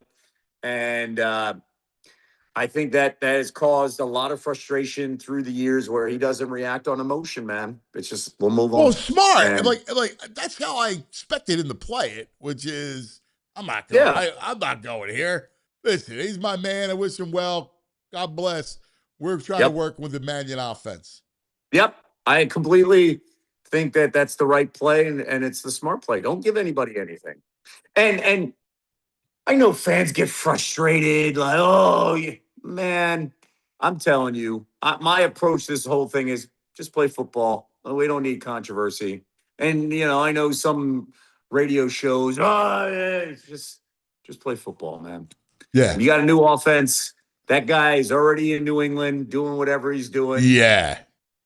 And it's like a breakup, right? With a girl. And you're like, hey, how do I want to handle it? Everybody's watching, everybody's teetering and waiting. And do I want to just say, good luck, let's move on? Or do I want to drag the gossip and continue to have it linger? I think it's the right approach. As for, as we run through this whole thing, I can't wait to watch Devontae Smith. And I cannot wait to watch Eli Stowers. I cannot wait to watch him in 2.5 months. Mekhi Lemon and Eli Stowers, I just cannot wait to see how they're used in this offense. I cannot wait. All right. So you want to tell him what Jason Avant said About which one? about blocking at Oh. Stowers? Well, I wouldn't expect too much in the blocking sense, but also in the reporting the last couple of days, he's pretty non-existent in the drills right now. Pretty quiet. While the other tight end, Calcaterra's out there, pretty active right now. Don't care. No one cares about June. Not one person here in the second week of the season will be like, well, remember what happened in June? He didn't do it. Don't care. He's a rookie. I just want to see how they're used. And to be honest with you, they didn't draft Stowers to block. They drafted him to be another wide receiver. Yeah. That's why they drafted him to play. Yeah, but you know football. better than anybody that in that offense, you got to do more than just catch the ball. Got it. When you're running, when you're throwing out of 12, I don't care. I do not care. I want to see this guy catch the football. I want to see him catch the football. I do too. Listen, I'm with you. I just got to be like, dude, I just need you to block a little bit. That's it. All right? and that's why you have training camp. Like, he goes, listen, he said, it's like you're going to let another man slap you in the face. Like, that's what blocking is. Yes. You don't let another man slap you in the face. And that's what training camp is all about. Yes. You have time to figure all that. You come to mini camp, you understand, then it's like you get that break, and then are you going to come back as a different person? Yes. Catch the freaking ball between the hash marks. Yes. Catch the freaking ball. Yeah, Right, no, dude, I'm with you. All right. As for the Phillies, real quick. How excited are you? You feeling good? You back? I love the top 3 guys in this rotation so freaking much. Yes. Yes. I love them so much. And I know Duran had that one, but Duran's been exactly what we needed, because there's 4 or 5 losses in previous years in close games where he, somebody's blowing a lead, right? Yeah. Marsh has been incredible. It's amazing when Marsh hits and we have something past the top 3 guys. Even Bohm. VG brought up a great nugget off of Bohm. 30 games. He's got 7 home runs, hitting 305. 6 doubles. Yeah. The Garcia injury, a little concerned because he was starting to see, some of the power why we need him in right field. I'm okay with where they're at right now. I just, thank goodness we have Sanchez, Wheeler, and Luzardo. Yeah. Holy cow. Yeah. Good gosh, man. Yeah. What Sanchez. a great top 3 to roll out. Jesus. Yeah. Sanchez is unbelievable. No, dude, I feel good. You're so right. You're so right. Brother, we love you, man. I missed you the last couple of weeks, so it's great to see your face. Appreciate you guys hanging with me. Love to the kids, all right? I will. And next Thursday if we'll coordinate the schedules. We'll see if there's a game 7. Let's go, baby. Go Red Raiders. I need a new squad, Kev. Is that your squad? I like the Is that your squad? You're going to pick the Red Raiders? I can't wait till we have the reveal in August when you bring out all your hats and then we find out what your team is. Can't wait. I hear good things about this quarterback. He's good. Really good. He is really good. No, he can play. That's the scary That's part. what the judge said. Listen, real quick. What happened in the NFL in the supplemental draft? Like, the NFL suspend them? Like, what would happen? No, because what happened? From what I gather, it's the window. Like if this decision was made by the courts where he was not going to be able to play, I think he was going to enter the supplemental and just wait. And there was teams that were kicking the tires. If he would have declared for the draft, Jeremy Fowler was talking about, there was teams in the late first round who need quarterbacks that would have found a way, something very much that we saw with Jackson Dart last year, or teams that are teetering on the early second round would have jumped in to get Sorsby. Yeah, would the league have any punitive approach to him? I don't think so. Yeah. I do not think so, because it's like a separate entity from what Right. I've gathered. So Right. That's fascinating. My brother, we love you, buddy. The great Kevin. appreciate you, fellas. There Take he care. is. Be good. We love him. He's our I man. missed that dude. Yeah, he's the best. All right. Let's we got to take care of some business. And then so let's talk about some of our friends. I'm just gonna pull my trusty Parks info up. Let's do it. Because we got World Cup today, baby. I know. Trying to get some work done. It's going to be tough. 3 o'clock game. Oh, I'm sorry. Let's talk about the Bet Parks the Thursday going on. That's right. World Soccer action starts today, 3 o'clock. Mexico, South Africa. And the Bet Parks app has you covered. Parks Casino today. In fact, 1 o'clock, Parks Casino kicks off the Bet Parks Summer Soccer Fest. So you got watch parties, all kinds of stuff. You can win soccer jerseys, the whole thing. Watch all the action on the incredible 156-foot high-definition video wall for the ultimate viewing experience. Join the fun. Check it out. The World Soccer Hub on the Bet Parks app for daily odds boost. You got it. Team props. It's all right there. Street Road exit, 1 o'clock today. In fact, located off the Street Road exit off the 95, the PA Turnpike. Details at betparks.com. Got to be 21 in PA, New Jersey, or Maryland. Gambling problem, call 1-800-GAMBLER. All right, now let's talk about, yes, our friends at Philly Sports Trips. Huge going on, right? From London to Nashville. Yes, honky tonks, live music, Eagles fans taking over Broadway all weekend long in Nashville. That's it. Philly Sports Trips brought hundreds of fans to Music City in 2018. They're ready to do it even bigger this season. Flights, hotels, game tickets, exclusive fan events, everything is taken care of. Plus, you'll experience the weekend alongside David Akers and Hollis Thomas and special appearance, exclusive events. You're not going to get anywhere else. This is more than just an away game. It's the ultimate fan experience. Lock in your spot today. PhillySportsTrips.com. That's PhillySportsTrips.com. Go Birds. You got to fly with those guys. Yeah. All right. So we got a bunch of stuff just to mention going on here at PHLY, if we can get to. Yeah. We got some World Cup merch. The 26 Cup collection is out there. USA stuff. You can get your Italy stuff too. We also got a Phillies tailgate coming up. This is on June 20th against the Mets. It actually with the Philly Sports Trips people. I think we got a 2-for-1 diehard special going on for tickets right now. Tailgate, the best tailgate in the city. Bunch of food, bunch of drinks, bunch of good people. Grab your ticket now for diehards. And we got the NBA draft party coming up. This is diehards only, so don't sleep on that. These draft parties are fun. I've been to the last 2. It's June 23rd. PHLY. They are a blast, the draft Yeah. parties. They're always fun. You gotta doing that do it here? up. Like NBA, NHL draft parties are a blast. They're fun. That crew's good. Live and on the clock with them. Yeah, man. We do draft parties really well here. The Eagles one was fun. Yeah. Bo killed it. Yeah. DJ. They're all dressed up. Franny Films. St. Francis. We love it.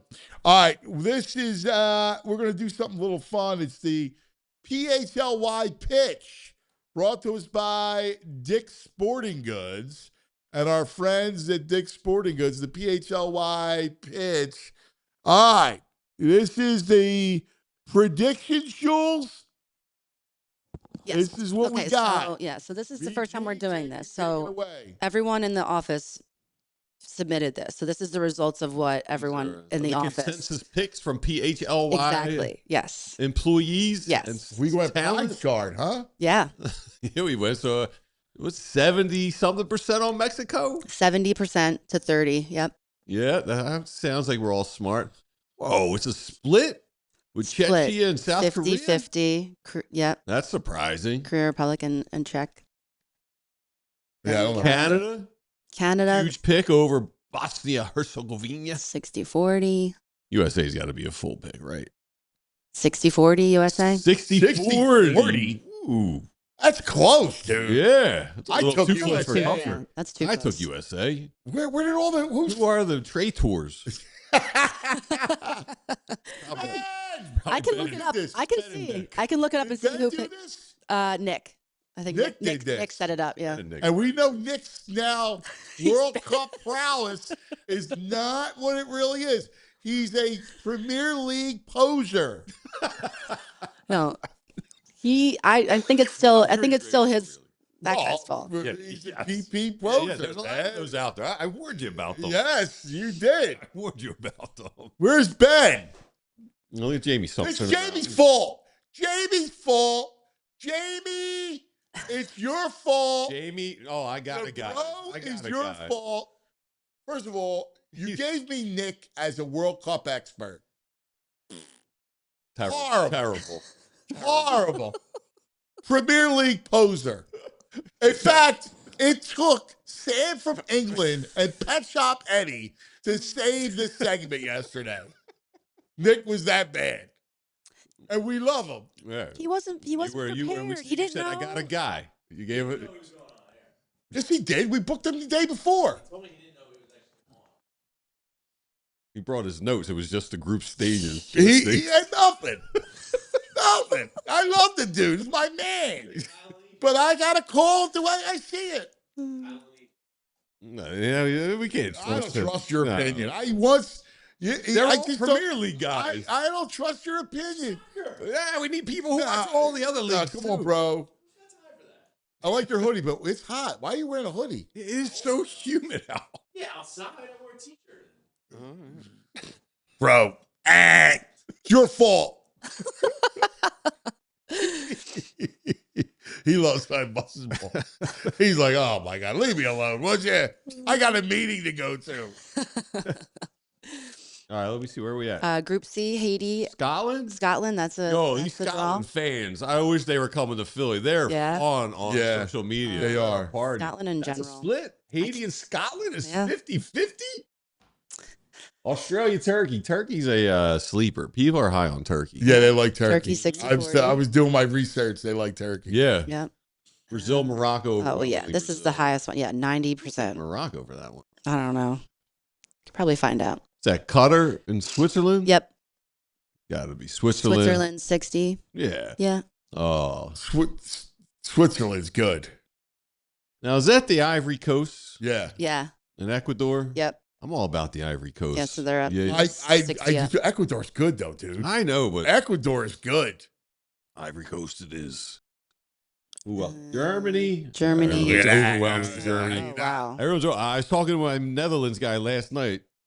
That's an overwhelming pick against Japan. He's worried. They've had some injuries. They haven't been playing well as a team. He because said. Japan is a pace team. They're the Blues and the Samurai. I love watching them, man. They come in like they're nuts. And they're tiny compared to everybody And else. they're fast. Yes. They just come in and they just attack. They're going to have a big win. That's a great game. That's a team to watch the Japanese. Yeah, that'll be fun.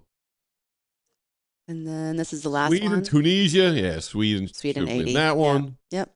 That's it. That's it. Yep. That's it for What now. about your Norway, your Vikings? Oh yeah, where are they at? What's their first? This is the round? first. This is just the first couple round? games that we did. Yeah, we're This gonna is- keep. yeah, We're this gonna is keep the it going early- every. Yeah. early We'll keep it matches. going Vikings as are, we go along. You're all Final about. eight. You're all about the They Vikings. got a dude who looks like a Viking. Holland. I don't know how you Yeah. say it in Norwegian. Yeah. And they got all black kits, black on black. Ooh. I might get me a Norway shirt. Oh yeah, you're gonna be all. Oh. So I'm trying to figure out. I got to hop on some squads. I mean, of course I'm with America. You might be from Norway. I'm not. You could. I'd like to be black you metal, should. some death metal, black metal. Yes, I would like to be. You could be a Norwegian. All right. I could see you as a Norwegian. I got French You have ties. the fair. You have the fair. I got French ties, but they're like a favorite. It feels like I'm front running. Mm. My great grandmother's from France. So I was like, Oh really? yeah. We're from Alsace. Where's she I from? don't know, dude. I don't. I've always, when I was a kid, I just neglected it all. It was all Italian. That was it. I didn't really acknowledge really? anyone else in my family history. Oh yeah. Yes. Yeah. It turns out you're not Italian. How about that? All right, let's take a quick TO. Let's take a quick TO and tell us about our friends. We'll talk about TrueMark Credit Union.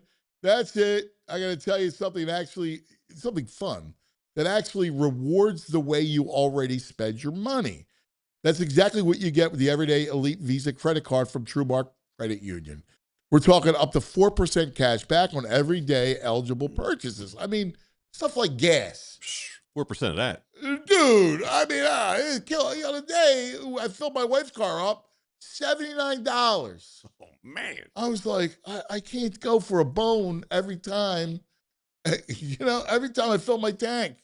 And now you can't even get a pizza, $50 for a pizza. Like pizza and chicken fingers. Outrageous. I can't take it. It's killing us. For a limited time, new card holders get a 0% instructing APR purchases for the first 12 months, then 17.99% APR after that. More cash back, less catch. Apply today, TrueMark.com, and stop by any of TrueMark Credit Union's 24 branches. Rates based on credit worthiness, 4% cash back on eligible purchases. Bonus categories capped annually. Restrictions apply. Visit TrueMark.com for details. Insured by the NCUA. All right, now let's talk about Talkify. You trust your team to come through the clutch unless you're the Spurs. So don't trust your dating apps that keep striking out. Why would you do that? Might be time to upgrade your love life. Meet Talkify, America's #1 matchmaking service. No swiping, no guessing, just real people, real matches, and a smarter way to date. Whether you're in Center City, South Philly, or out in the burbs, dating has changed. And honestly, a lot of people are just over these apps. With Talkify, you get paired with a real human matchmaker, someone who actually gets to know you, what you're looking for, what matters to you, and then hand selects. That's right, based on compatibility, not just a couple photos and a bio. Yeah, it's like having a coach in your corner. Right now, Philadelphia fans get a special offer. Sign up using the QR code. Save up to 50%. No games, no ghosting, just intentional connections that go somewhere. Head to Talkify.com to learn more. Talkify, dating done thoughtfully. All right. What are we doing back in the day? Is that right? Got Joe Rockhead, thanks for pointing this out. Cherries. Why are cherries so expensive? Have you bought a bag of cherries recently? We just bought a bag this weekend. We went organic cherries, like $16 for a bag of cherries. Dude. That's what Joe Rocket's saying, cherries, $30 a bag. It feels like that. Dude, it's unbelievable. Yes. Like, so, we do a big eat healthy thing in our house, right? As I was just talking about pizza and chicken fingers. But we do my wife buys all for the boys, the whole thing. We do our protein shakes and really fruits. So we're a big watermelon household. Okay. Love the watermelon. They're like $10 a spot. It's a watermelon? Dude, it's unbelievable. I don't know what's going on, man. Hey, I live in farm country. Yeah, it should be a little closer distribution right? for you. Like, so we go, I got to go we go to the farm stands all the time. But man, like if it's not, like if everything's expensive. Yeah. I saw a thing since 2000, since the pandemic, food's up like 38%. Like whose salary's going up anywhere close to 38%, but food cost has? No. It's like the inflation is outrageous. These maybe they're very hard to pick cherries. I don't understand. The cherries are like the Cadillac of fruits. They're so expensive. Stone fruits are expensive? Why? Well, the peach, we'll be in peach season soon. We grow a lot of peaches in Jersey, like my part of Jersey. Okay. Is the peaches. All right. Now, that's the one good deal you get is on the peaches. You like a peach? I love a peach. Do you? I'm out on the peach. You don't like a peach? Nah. I make a peach cocktail. I'm out on peach. Peach iced teas everywhere. I'm out on it. Nah, you peach don't like green peach? teas. Ooh, I love peach. You don't just pick a peach and eat a peach? Nah. I don't like fuzzy, furry fruit. Well, you could cut the skin off. I mean, you cut, Nah, you got to bite into it. I mean, I love a peach. You don't like a peach? Yeah. So the demand is high for stone fruits, high labor costs. High labor costs? They're more perishable. More perishable, Yeah. yeah. Huh. Well, I don't believe in, with Fugazi is, and this is true, like in Italy. I always bring up Italy for food for a reason. They don't eat fruits all year round. Like my buddy Vinny used to say this all the time. Like you only eat what's in season. Right. Like they had chestnut season. They have peach, tomato, the tomatoes all year round. But certain fruits come in and in certain seasons. And you're not, it's what makes the fruit special, Mhm. is that you don't eat it all year round. Like I miss the watermelon in the winter. I refuse to buy watermelon from Chile. Oh, because it's always in season somewhere. Right. But supermarkets are bringing it in Right. from all over. And, they're picking too ripe. Like, so they're taking too early. Yes. Because They got to travel. Right. Mhm. And it's not the same. It's why when stuff's grown in your backyard, it tastes so good. Like, you go to, like, when you're in Italy, like, I'm upset I can't go, right? Like, if you're in there, everything tastes so much better because it's all fresh. They don't even have large refrigerators, right? They usually buy day of. Oh, yeah. Yeah. No, people, that's the one thing they have over us. Is they have food. It's interesting. All over though. Europe. They shop for the day. Yeah. They go to the fish market. They go to the bread. They get everything's for. They're not going for 2 weeks stocking up. No, dropping like $400. Right. But it is interesting. We have an influx of people visiting America because of the World Cup, and they're all tasting our food now. This guy, Sean, one of the Scottish guys, he's got this picture. I just discovered barbecue ribs in America, Carolina style with a vinegar sauce. And frankly, every other meat is ruined for me now. Like, where's he from? He's from Scotland. Yeah, well, I mean, look at the meat there. Look at what they're eating. The woman from Sweden, she's like, what is this ranch sauce? This ranch sauce is heaven. It should be everywhere. Like, they're all tasting things they don't normally get in Europe. And So they're blowing getting their this mind. slop. It's all slop. Waffle House. Yeah. Yeah, it was like 10 out of unhealthy 10 thing. Waffle House. This food's amazing. Yeah, they're eating slop. They come here where food gets ultra processed, too overly sauced, right? Like So much salt in it. You're right, all the salt. We're going to infect the world. They had a picture of him. Someone was like, here's this dude after the World Cup. He's like 400 pounds wearing his Scottish gear. But I would assume, like, when do these people get a load of a cheesesteak here? Right. Yeah. Like, here's the one thing I will say. Like not for nothing. Cheesesteak's the greatest. It is still, it's my favorite food. Like, That's your favorite food. Like, if I had to get one, like, when I say favorite food, like, my favorite, like, Yeah, like a like it's treat, like pizza and cheesesteaks. I can't, like a good, but it's got to be a good cheesesteak. Mhm. Like, there's a lot of bad cheesesteaks, but if you go to like a real steak, get a real cheesesteak, it's just another world. Like, it's just the greatest. Yeah, it'll be great. Like, just take it on the Reading Terminal Market, a little roast pork if they want. But and as much as I love the roast pork, it's inferior to the cheesesteak. Yeah. The cutlet, inferior to the cheesesteak. Yeah, I would agree with that. Yeah. Yeah. It's gotta- All but those it's other gotta be things. done right. Everybody loves the cutlet and the cutlets get. I ate so much. I had chicken cutlets coming out of my ears as a kid. They would do chicken cutlets twice a week. Really? Oh, we had All cutlets. fried in the oil? Yeah, my grandmother used to shave the oil. Yeah, yeah. Right. Mhm. I mean, the pan. She never watched the pan. Mm-hmm. The pan was the greatest. Like, whatever you fried those chicken cutlets in the pan, it was unbelievable. Veal cutlet, pork cutlet, like whatever Yeah. cutlet there. It was cutlets twice a week. So when people go gaga over cutlets, I go, I had cutlets Right. all the time. I get that. Cheesesteak. Like a great Let me ask you, cheesesteak. when you were a kid, did you ever mess around with the steakums? Yeah. That was like the first thing I was allowed to cook on my own. I Yeah, feel the like. steak. My cousin and I would Tried to make a good cheesesteak with steakums. Yeah. Yeah. It was never, I mean, it wasn't, because here's the thing. It wasn't great, but if you got the right, we had rolls. It was all about the rolls. So, we had cassia rolls. You had all the rolls growing up, Yeah. right? So you had good rolls. Mhm. And so you could dress it up with onions and the cheese and I remember my cousin, he used to get the whiz. Of course. And then you would do the whiz with the Yeah. steakum and Right. and you could, Yeah, it was fun. it was as a kid. passable. Yes. It was edible. I mean, Yeah. steakum was steakum. Yeah.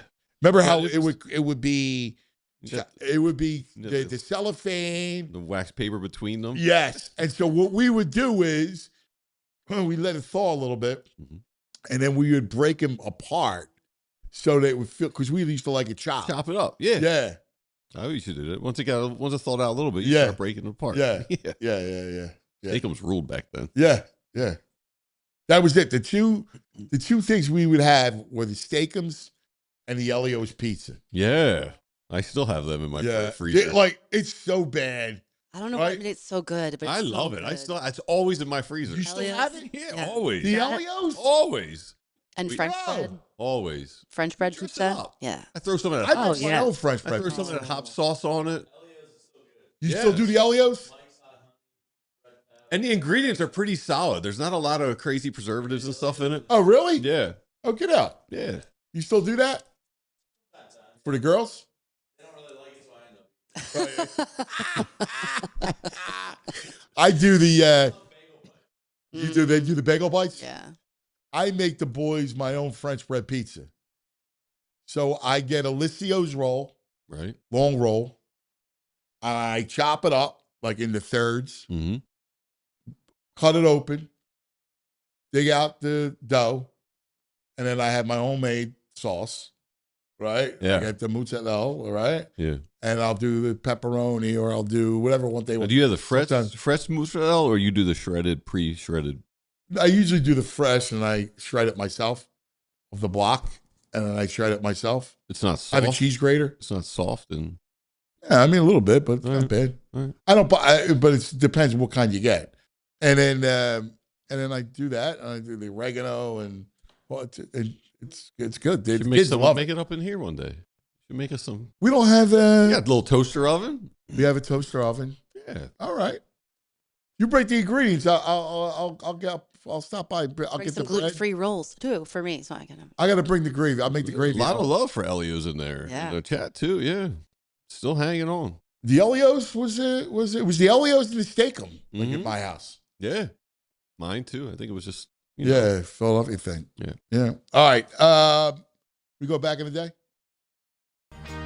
We're going back. We're going back. We're going back in the day with True Mark. Oh, yeah. Now this is kind of for me and you. This World Cup is starting, so I had to go to one of my most prominent World Cup memories. Roberto Baggio. Oh, Baggio. Choking on the penalty kick. Yeah. The world loved it when he hit him, he had the tail.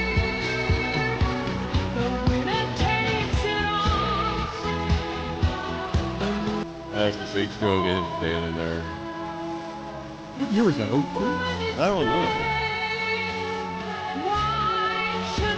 Yeah, good. I didn't realize it was Queen playing with him.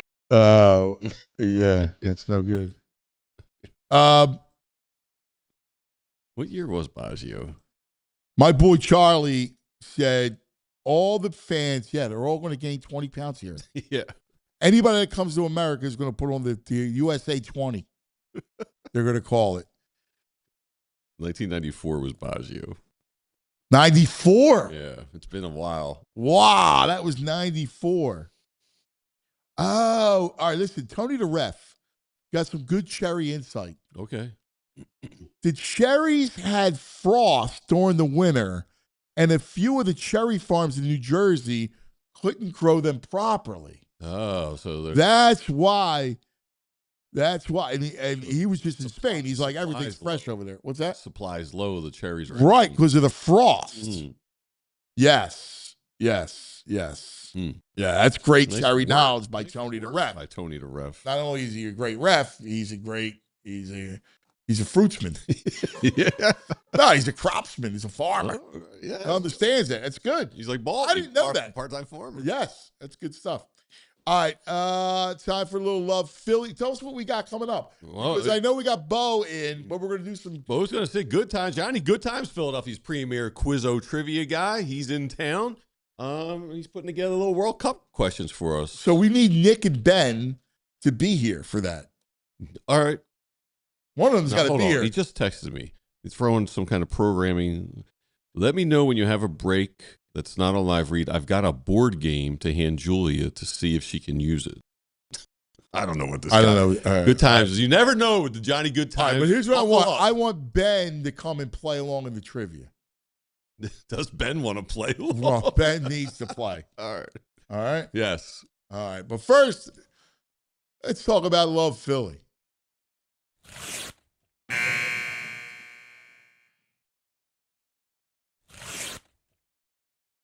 Philadelphia doesn't pretend.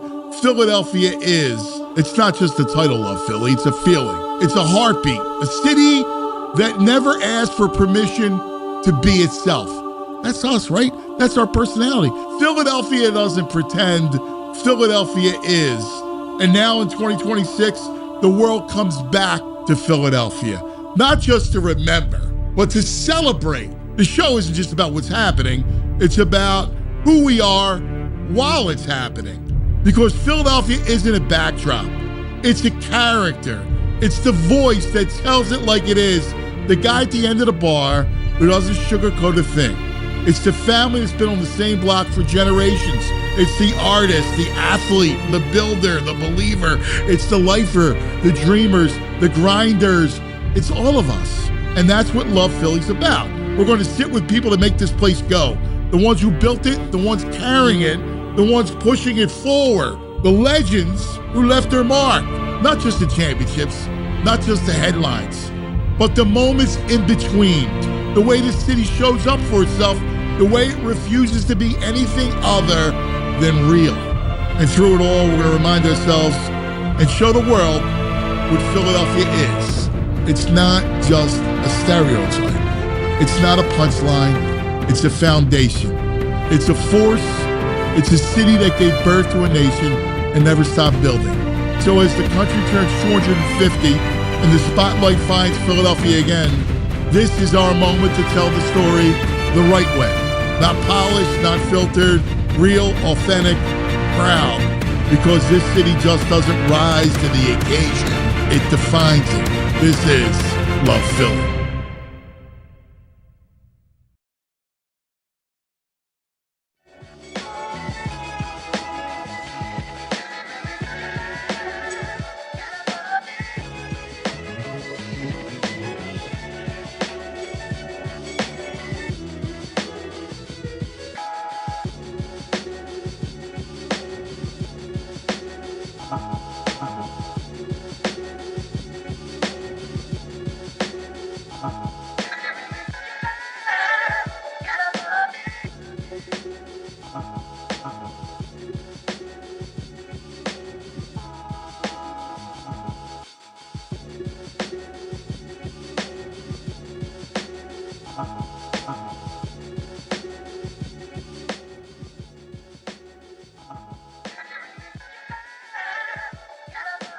Wawa loves Philly, and Philly loves Wawa.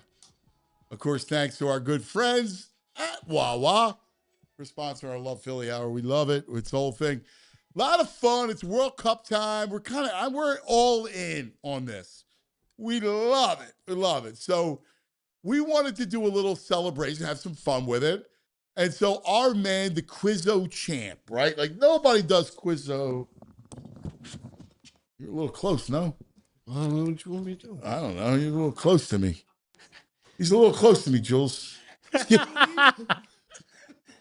me the creeps. A home to Zolga Road. Yeah. There was always like a thing with him. He's like a monster coming out of the crypt. I can move this way? All right. Perfect. All right, good. Yes. Yes, I'm away from him. Anyway, we got our friend. We brought in Quizzo extraordinaire, the master quizmaster. Yes, Johnny Goodtimes is here. Hello, Johnny Goodtimes. What's up, Ant? Good to see you, buddy. Good to be seen. So we're going to have some fun. And there's my main man, Ben. Yeah, Ben. Ben's here to play along. Ben told me I'm in the middle of a meeting. Yeah? I can't do any work. What do you mean? This is And he work. got kidnapped. He got kidnapped out of his meeting. He said yesterday that you made him come on here and talk about soccer, and he doesn't even know anything about soccer. Why do I keep getting thrown on for the soccer segment? You're the soccer guy now. You got to study up. We're hoping he knows a little more than he does with golf. Yeah. No, first of all, this is not just a soccer quiz that we like, Oh, it's not. Johnny Goodtimes is doing pop culture.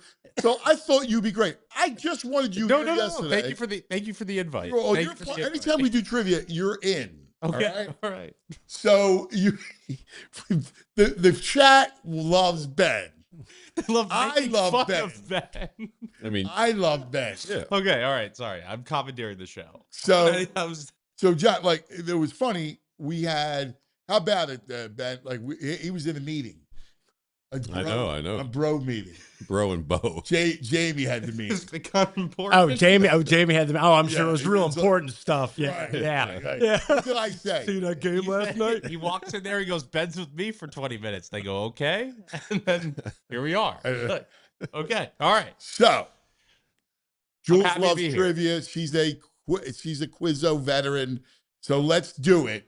All right. I turn it over to Johnny Goodtimes. All right, so here's how it's going to work. We got 4 categories, 4 questions each. Questions get harder, so you determine how many points you want to bet on a question. 1, 2, 3, or 5.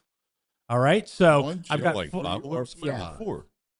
We're trying to build the excitement. 5 is big money. He's the quiz Yeah, master. right. Like Big 4. money. You don't like number 4? Nah, no force. No force. 1, 2, 4, Four's 5. a bore. Yeah. So here's our topics. You're a whore for 4. Great comebacks. Just for kicks. Wait. One Philly- more time. Just great comebacks. Great comebacks. Uh-huh. Just for kicks. Philly soccer and World Cup before and after. So, for instance, if I said if South Korea and this country hosted the 2002 World Cup, which featured a halftime performance from Zamfir, you would say Japan flute. Got it? So before and after. You'll get it. You'll get it. It's fine. You'll get I'm it. going to get All right. going So, that one. What the hell's Japan flute? No, before and after. so like, before and after, like Yeah. you watch Jeopardy. yeah. So it's Yeah. like the first part of the answer in the second segues part. into the second So part. they have flute to make plays one the name? flute. Yeah. They go together into one Japan thing. flute is a So like thing? Zamfir is the king of the pan flute. Yeah. Oh, So it's that's Japan. yes. Yeah. Japan. There you Pan go. Flute. I know Oh, nothing man. about the pan flute. Yeah, me So neither. I would have not gotten Yeah, that. yeah, yeah. You guys don't remember Zamfir? No idea who's no in idea. series. No. Oh, he was the guy that used to be the late night infomercials. Somebody in the chat tell me you heard of Zamfir. I'm sure they did. I don't know Zamfir. All right. Zamfir was huge Zamfir? back in the 80s. Yeah. It's My a dude he's my favorite or pan a flutist. thing? It's Is a it dude. It's a dude. Okay. Zamfir. He's your favorite pan flutist? Well, he's the only one Flautist? I've ever heard of. Yeah, yeah. All right. Is it a flautist? All right. So who are we starting with? Ben? Flautist. Yeah. How do we play? All right. Ben zoned out once we hit the pan flute. I'm trying to Once we pay got attention. into the depths of the pan flute, Ben was like, all right, I got to. Points of the meeting. Ben's across still in a the meeting. year. Ben's still in a meeting. Forget the meeting. Okay. All right. I'm forgetting the meeting. All right. So, Forget the meeting. You're here on the show. Okay, all right, Forget all the right. bros meeting. yeah. Okay. Yeah. All right. I don't care whose meeting it is. You're with us. This is much more important. Much more important here. Chat says, stop being cute. Let's focus here. Let's focus. Yeah, that's right. All right. So once again, you're going to give me which topic you want to hear and how many points you want it worth. They get harder as they go up. All right. So great comebacks, just for kicks, Philly soccer, World Do you Cup have to before and earn? after. Do you have to earn points to bet them? No. You just tell me how many points you want to go for and which topic you want to go Philly Okay, I'll catch soccer. one. I'll go first. Philly soccer for 3. Philly soccer for 3. What is the name of the Union's home stadium? Oh. Oh, wait, Ben. I don't Hold on. It's Ant's question. Now, you can steal it if he doesn't know it. Oh, So hold it's, on to it. It's the energy company. No, it's not. No. Hey. All right. Well, I got it wrong. All right, Greg. Subaru. Subaru Park is correct. Greg takes 3 points. 3 points. I wasn't going to say that. Last time we did this, you didn't score a single point. I know, This I know. is I thought it was Motorola Park. Subaru Park. I thought it was yeah. Motorola. No, I should have known that. all right. So we now move on to Greg. Greg, which topic you want? You got great comebacks, just for kicks, Philly just soccer. for kicks for All 1 point. All right. It's the beginning for the Eagles or the ending for the Rockettes. It's the beginning for the Eagles or the ending for the Rockettes. I got it. Once again, our topic is just for kicks. Kickoff. Kickoff is correct. Ant steals the point back. Rockettes call it a kickoff? Yeah. Do you just have to like Ant just Ant just like I didn't get a chance. I would have gotten that. All right. You got to jump in, cuz. Yeah. All right. I know. I didn't know. Just jump in, We man. gotta get I got buzzers. it. Okay, all right. I made an excuse. That's fine. All right, I'm back. All right. Great Right away, comebacks. he's got Great comebacks. 5 points. Great call. Look at this guy. Oh, okay. Oh, Ben, if he's going to miss the meeting, he's coming to play. All right. I like it. All right. The biggest comeback in NBA history took place in 1996. Oh, no. When the Jazz came back from 36 down to defeat this team led by Antonio McDyess. I know it. Now, hold on. Hold on. Thinking. Just going to commandeer the quiz show over there. Say it again. All right. So the biggest comeback in NBA history took place in 1996 when the Jazz came back from 36 points to defeat this team led by Antonio McDyess. The Knicks. I don't know. Incorrect. Nuggets. Nuggets is correct. All right. Ant moves up. He's got 6 now. I'm gonna have to double. All right. So. Dunce. All right. So it is back to you, Ant. I'll go Philly soccer for 2. Philly soccer for 2. What was the name of Philadelphia's NASL team that was founded in 1973? The Adams. Adams is correct. 2 more for Ant. He's got what? 8? He's got 8. 8. Greg's got 3. Yeah. All right, Greg. Just for kicks for 2.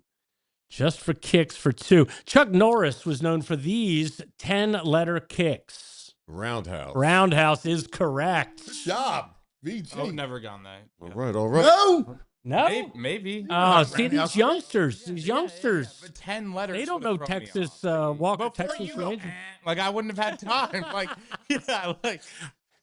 All right, Ben. All right, we need a Great comebacks for 10. I have to go. Well, there is no 10. You got one, 2, or 3. Well, you let me do 5. Well, that was the 5 Okay, point fine. question. Three. All right. In 2001, the Indians came back from a 14-2 deficit to defeat this team, which included Jamie Moyer, and which would win 116 games that year. Twins. Incorrect. No, you can't just go. You gotta do buzz, Mark. No. I had it. I buzzed. You didn't buzz. I buzzed. You didn't buzz. I didn't, man. No, you gotta come up with a strategy of who. Because I had to 3 go Mariners back. for 3. Yeah, VG yeah. gets the Mariners for 3. All right, VG gets the Mariners for 3. We got to come on. We got to keep it tight. We got to keep the game close. 8-7. 8-7. We got a thriller on our hands. We got to get some buzzers. Beat your I beat No, my aunt was first. I got the in. No, you didn't get no Ant aunt. Mariners. Yeah. You didn't. All right, so it goes back to Ant holding an 8-7 lead. We got comebacks 1 and 2 left. We've got comebacks here too. All right, comebacks for 2. What backup quarterback led the Maryland Terrapins back from a 30-point deficit to defeat Bernie Kosar and the Hurricanes in 1984? Maryland quarterback, 1984. Yeah, and this is kind of a great trivia question because it kind of is tied into some other things. I'll go. Oh, sorry. No, sorry. You can have it. I'm gonna go. I'll give you one guess. I'm gonna go from. Was he a Frank backup? Reich. Frank Reich is correct. Oh, man. Oh, Nice man. pull Out there. of nowhere. You definitely saw the list before. Like, there's no way was you that just get. first? Oh, let me give a guess. Okay, Frank so Reich. you know why I did that? Come back. Okay, yeah. Let's I'll listen give to you. it. I show my work. Explain. The reason why I went Frank Reich is because he asked the Because question. you saw the list beforehand. Now. Dude, I don't cheat. Dude. Yeah. You know, I get. Frank Reich was the quarterback that led the comeback against the Buffalo Bills. Right. For the Against Bills. Houston. Yeah. So was he a backup in that game, or Yes. was he a So he was a backup in both. games? So The old trivia question. Okay. The old trivia question that was great, and it's not true anymore. But at the time, he had led both the greatest comeback in college football history and pro football. Okay. So that's why. Yeah. So that's why it's that. good question. All right. So I'll go kicks. This guy came in out of a meeting just to get hollered at. Yeah. You should have just gotten hollered at. Good times. You are telling me. Yeah. I have 7. -5. No, he's 0. -7. No. -7. No, you can't go 0. You can't go below 0. I'll do a kick for 3. Stop laughing. All right, nobody wants this before and after. No, All right, no. Kicks for 3. Excuse me. This was a hit for Foster the People in 2010. Pumped up kicks. That's correct. Why can't I get a layup like all the other kids with the pumped up kids? I saw them at Kung Fu Necktie. Now they're big superstars. Now are these handcrafted? Did you know that? These are. Did you yes, know that was an absolute layup. Yeah, I didn't know it. Did you handcraft these? That was of course. 3. Yeah. 10. Should have 10. That was a I had the 3-pointer. All right, so we've got comebacks for 1. We've got just the That's kicks awesome. Look at for what 4. Jules does. I know that's We impressive. should we take a TO answer this question? All right. So we've got Phillies soccer for 1 remaining. We've got all of our World Cup before and afters remaining. We don't have any comebacks. You got 1. You got. I'll go. Yeah. I mean, when the Bills completed their comeback against the Oilers, who kicked the winning field goal?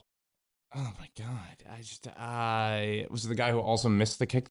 Yes. I can't tell you that. I forgot his name. I can't tell you that. All right. What do you mean you can't tell me that? I can't tell you that. I'm down. I know because I forgot his name. It doesn't really help me. But Scott Norwood. Scott Norwood. Incorrect. They had dropped Scott Norwood and picked up Steve Christie. Wow. Yeah, they dropped Norwood as soon as he missed the kick. Christie was the guy they brought in. How could you not him. get that? Yeah, I know. Yeah. How? Yeah. All right, so Cuz and VG tied up at 10 apiece. Comebacks are done. Yeah, so comebacks are over. And we've got, we've got Phillies soccer for 1 and 5. Look at Jules. You put the score. We got, we've got World Cup before and after for 1, 2, 3, and 5. Yeah, you do. all right, I'll do World Cup. It's It's his turn. Wait, we gotta take a quick break. All right, we'll come right back and play the game. Good job, Ben. What do you mean? Eddie Wright says 0 is a cute score. I'm never living that down. I do. I love him. He's the greatest. Ben is. That's why I want him in here, man. He's great. the blast. It's great. All right, let's go and talk about our friends, shall we?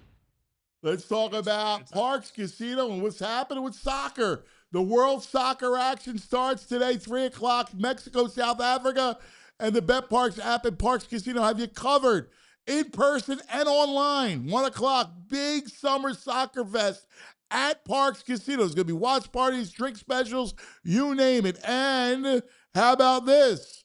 Watch all the action on 156-foot high screen, the high-def screen, the video wall for the ultimate viewing experience. Check out the World Soccer Hub on the BetParks app for daily odds boosts, player and team props, you name it. Have some fun with it. It's today at 1 o'clock, located Street Road exit off of 95, the PA Turnpike. BetParks.com has all the details. Got to be 21 in PA, New Jersey, Maryland. Gambling problem, call 1-800-GAMBLER. The BetParks Sportsbook online casino app. Let's talk about Xfinity. Yes, Xfinity. We love Xfinity. And the 5-year price guarantee. What if I told you you can have reliable and intelligent Wi-Fi? And what if you can keep the same price for 5 years? That's the Xfinity 5-year price guarantee. Wi-Fi that makes everything in your home work together, that finds and fixes problems before you notice them. Super intelligent Wi-Fi with a 6th sense. Lets you stream the game even when the whole family's online. All your devices working in perfect harmony for 5 whole years. Best part, no annual contracts, no hidden fees. You get Xfinity's best equipment included. Listen, a lot happens in 5 years. Championships are won, records are broken. Your Wi-Fi, the price should stay put, like cherries and everything else in life. That's why we love Xfinity. Lock in your price, unlock the possibilities with Xfinity. Learn more, Xfinity.com. Xfinity, imagine that. Select plans only, restrictions apply. All right, back live at the Johnny Good Times Fest. Always a blast having Johnny Good Times right here, the greatest Quizzo master out there. Yes, great to be here. And I want to give a quick shout out. I do have a trivia podcast if people want to check it out. Good Times and the Greatest. It's a author, Neil Pollack, and each week I have him go up against somebody new. Oh, I love it. Yeah, That's so awesome. check that out. YouTube, Spotify, Has Apple he lost Podcast. yet? He has. Yeah. So he's not the greatest. He's okay. He won Jeopardy 3 times. I thought I was going to bring him in. He's going to crush everybody, but hadn't worked out like that. Yeah. So I got Ben. Yeah. So all right. So we are. Let's see. Where are we? I'm up. I'm going to 10 do to 10. World Cup before and after for 1 point. Okay. All right. Here we go. We're finally diving in. This is the one everybody's scared of. What team won the last World Cup, much to the chagrin of this comedic actress from Upper Darby? Argentina Faye. There it is. Jeez, Argentina Faye. Tina Fey, by the way. You see her? Out. Oh, yeah. Yup. Taylor Swift, too. Out. Oh, yeah. You don't want to criticize? Yeah. Mm-hmm. Well, she's from like Scranton or whatever. Right. Like, Right. she can be a Is Knicks she not? fan. Is she not You an can, Eagles you can fan? be a Knicks fan that far up. I'm upset with her. Yeah. I love her. You put me on the assignment of I was courtside 1 watch. point. I was Yes, there. I have 11. I was there. I'm leading. You with don't 11. have no history to count. I beat you to it. You did not. Yes. All right, Ben. While they're screaming at each other, No way. I got you, Mr. Good Times. all right, what do you want? What's available? You've got World Cup before and after for 2, 3, and 4. You've got Philly soccer 3 and 5. There is no Philly 4. soccer for 1. All right, what Philly soccer legend is married to former Eagles quarterback A.J. Feely?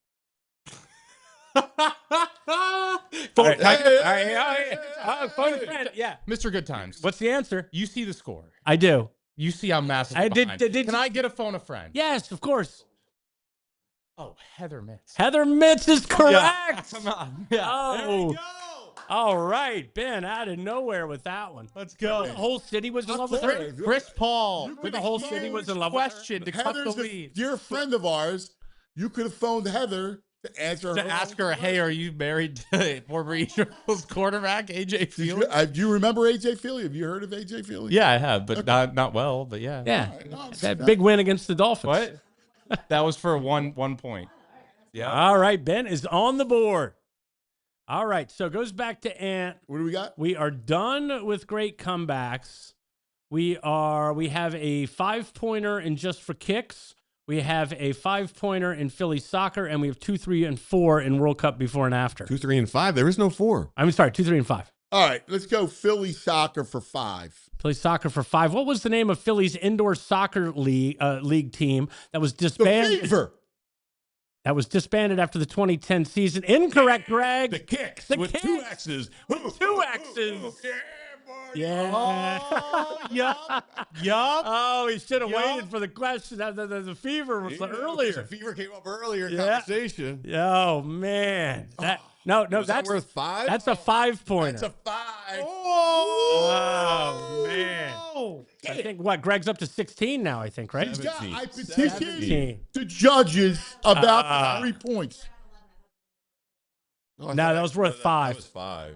Yeah, so 16. Oh, it was It 16. was my fault. I jumped the gun. All right, Greg, you got a chance to really pull away here. We got just for kicks for 5. I don't care what anybody says. The Mariners thing, I want to go back to the tape. Okay, It all right. probably won't even matter when I'm done. All right, Just for Kicks for 5. What crowdfunding site launched in 2009? Ooh, Kickstarter? Kickstarter That's is worth 5 correct. points. Boom. That's you stink, Good Times. No. You stink. That's a You 20. rented That's a it. 21. You're his boy. Are you kidding me? Kickstarter? Anybody can have that. You would have to find. You would have said GoFundMe. No, I wouldn't. Yes, you would have. He would have said GoFundMe before I finished the question. Yeah. Oh, look at me. Look at me. Two words in. I know the answer. GoFundMe. Yeah. Look at that. Look at that. And he's supposed to be like Evie Keel and everything. He is, yeah. You're Fugazi. Good Times stinks. No. I like Mr. Johnny Good Times. Bad Times. I like right. Mr. Good Times. That's right. All right, Ben. Yeah, I have no choice but to go to the I'm World out. Cup route. And again, Johnny the chat Bad knows Times. I don't know anything about the World Cup, but here we go. All right, so World Cup before and after. This country won their 4th World Cup in 2014 and wished death upon 50 Cent. Once again, this country won their 4th. Spain. No. No, it's a before and after. What do you mean? What do you mean before and after? Before and after? Don't worry. All right, Before Ben's and out. after what? All right. What was the Yeah. Germany. It's the before and after, so you got to keep. I don't understand the before and after part. So the first one was the answer to the first one. Answer to the first one was Argentina Fed. Nobody's got this one. Let's go. All right. Now it's Germany men. Germany men, wish death upon me. All right, not a hip hop crowd here. All right, not a hip hop crowd here tonight. Never have gotten that. All right. No, I get it, but listen, VG won. Good job. Hey, Ant's conceding. I'm down. This show's now devolved. After that, it's over. This is what Anthony does. I'm in a meeting. I'm enjoying myself. I come on here for World Cup trivia to embarrass myself. You did great. I had 1 point that Bo helped me with. What do you mean I did great? No, but it's about the entertainment factor. Yeah. It was for you. Yeah. No, for the audience. The chat loves you. Yeah, okay. All right. Thanks, chat. You did great. And shout out to Joe 76. He got Germany men. Joe 76 would, by the way, roast us all. All right. Get him in here. He was right. So yesterday we did Sealski versus the Brain, and Joe 76, I think, beat them both. Probably, yeah. He was on everything. He had everything in the chat. Wow. Good dude with the trivia. Yeah, right. he knows his stuff. All right. Poor Bo's waiting. We have to do it. Yeah, I'm not. Yeah, Bo actually and turned. He was so excited when I got here. And no, he's just... no. It all started where he's got no control. He let VG, which was incorrect, steal the 3, and that was it. But you had the early like that's the other thing. Then, I beat him to the buzzer. That was a 1-point thing. And the other thing, he didn't beat me to the buzzer. But even that, after that, the Kickstarter question. You could have chosen for 5. Chosen just for kicks for 5. Mr. Good Times makes the rules. All right, but before Ant kicks me out, remember Shibe Sports for all your World Cup stuff. I gotta get my plug in before I get kicked out of the building by security. Becomes an egg. Boo, you stink. Wait, did you just throw that? Yeah, of course. K-Rez said Ant's you taking can't his throw ball anything home. Yes, K-Ray. I'm leaving the playground. I got to take a break. Sit tight, Johnny. Good time. We're going to take one quick break, and we'll come right back. Bo, Ben, thank you. You're welcome. All right. You are a greatest sport. We love you, and thanks for being a part of this. Of course. Bo will come back with good times. We're not kicking you out. Okay. All right. But we got to get Bo in here. Yeah, sure. Yeah. All right. I'm going to take care of some business. All right. Let's talk about the meeting. The meeting sucked. Yeah. What? Let's talk Valley Forge. Yes. You know that feeling when you need a quick reset, but you don't feel like dealing with airports, long drives, overcomplicated travel plans? That's why Montgomery County, Pennsylvania is such a great getaway spot for Philadelphia area travelers. Little bit of everything: history, shopping, entertainment, outdoor adventure, great food, all just outside the city. You could spend the day exploring Valley Forge National Historical Park, hit the shots at KOP, check out live entertainment, explore some of the amazing small towns and hidden gems throughout Montgomery County. And with America celebrating 250 years this summer, there's never been a better place to experience the history and stories that helped shape this country. Whether it's a couple trip, family weekend, sports road trip, or just a chance to unplug for a few days, Montgomery County makes it easy to get away without going far. Plan your trip and book your stay at valleyforge.org. That's right. It's valleyforge.org. The perfect place to get away. A little quaint town, inns. Go enjoy Montgomery County. Now let's talk about Dick's Sporting Goods. Yes, from the soccer tournaments about to commence in South Philadelphia to the baseball games happening in your own little neighborhood, right? Like Kevin's going through it with his team, and we got travel ball and Little League and softball and soccer everywhere. Dick's Sporting Goods, your one-stop shop for everything you need this summer. That's right, jerseys and fan gear to help rep the squads, equipments, so you got gloves and balls and bats, and how about all that great stuff that's happening, football equipment, you got it. It's super easy to. Just stop by your local Dick's Sporting Goods store anywhere around the Philadelphia area or shop online anytime at Dicks.com. So before the next big game, whether you're heading to the stadium or just out in the back with friends, make your first stop, Dick's Sporting Goods, because summer sports start here, right at Dick's. We love it. All right, back live. Bo Wolf, who does such a great job covering the Birds. Excuse me, it's Bo's birthday today. Hey! Happy birthday, Bo. And I didn't even get invited to trivia. Unbelievable. Well, I didn't want to, I didn't want to bug you.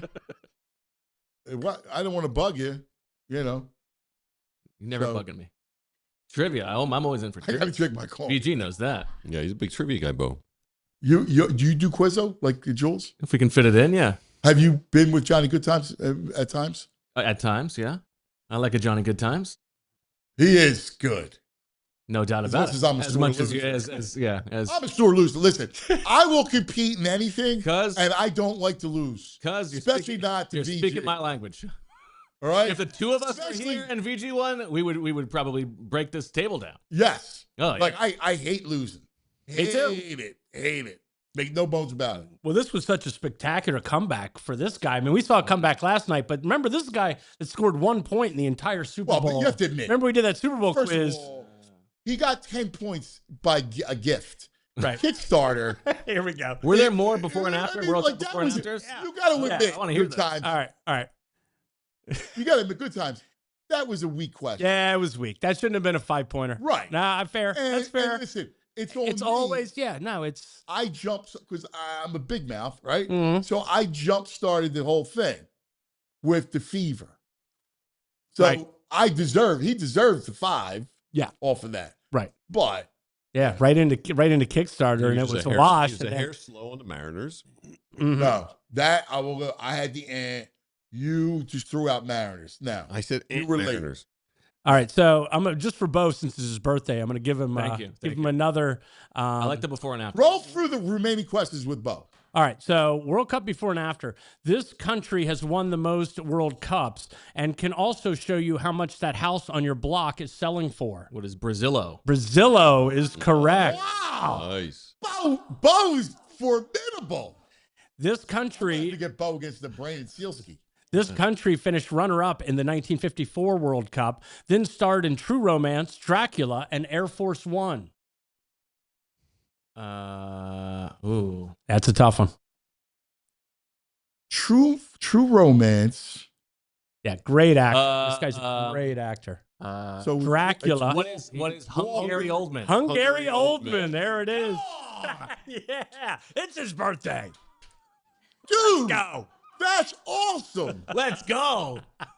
Hungary Oldman. Mm-hmm. That's a great question. That's a great answer by Thank you. you. You got another one? I forget about that. No, that was it. All right. Yeah. That was good. That was a great question. Yeah. Yeah. Not unlike the Kickstarter. You came in for the good questions. I was saving the good questions for the birthday You boy. gotta admit the right. Kickstarter was that shouldn't have been one. So I had Hungary Oldman. I would have smoked you guys on that one. Kickstarter. You would've also had- an you had answer that in the one? crossword puzzle today, Okay. I believe. What's that? Kickstarter also an answer in the crossword puzzle today, I believe. Really? Either today or yesterday. Big Kickstarter day. Yeah.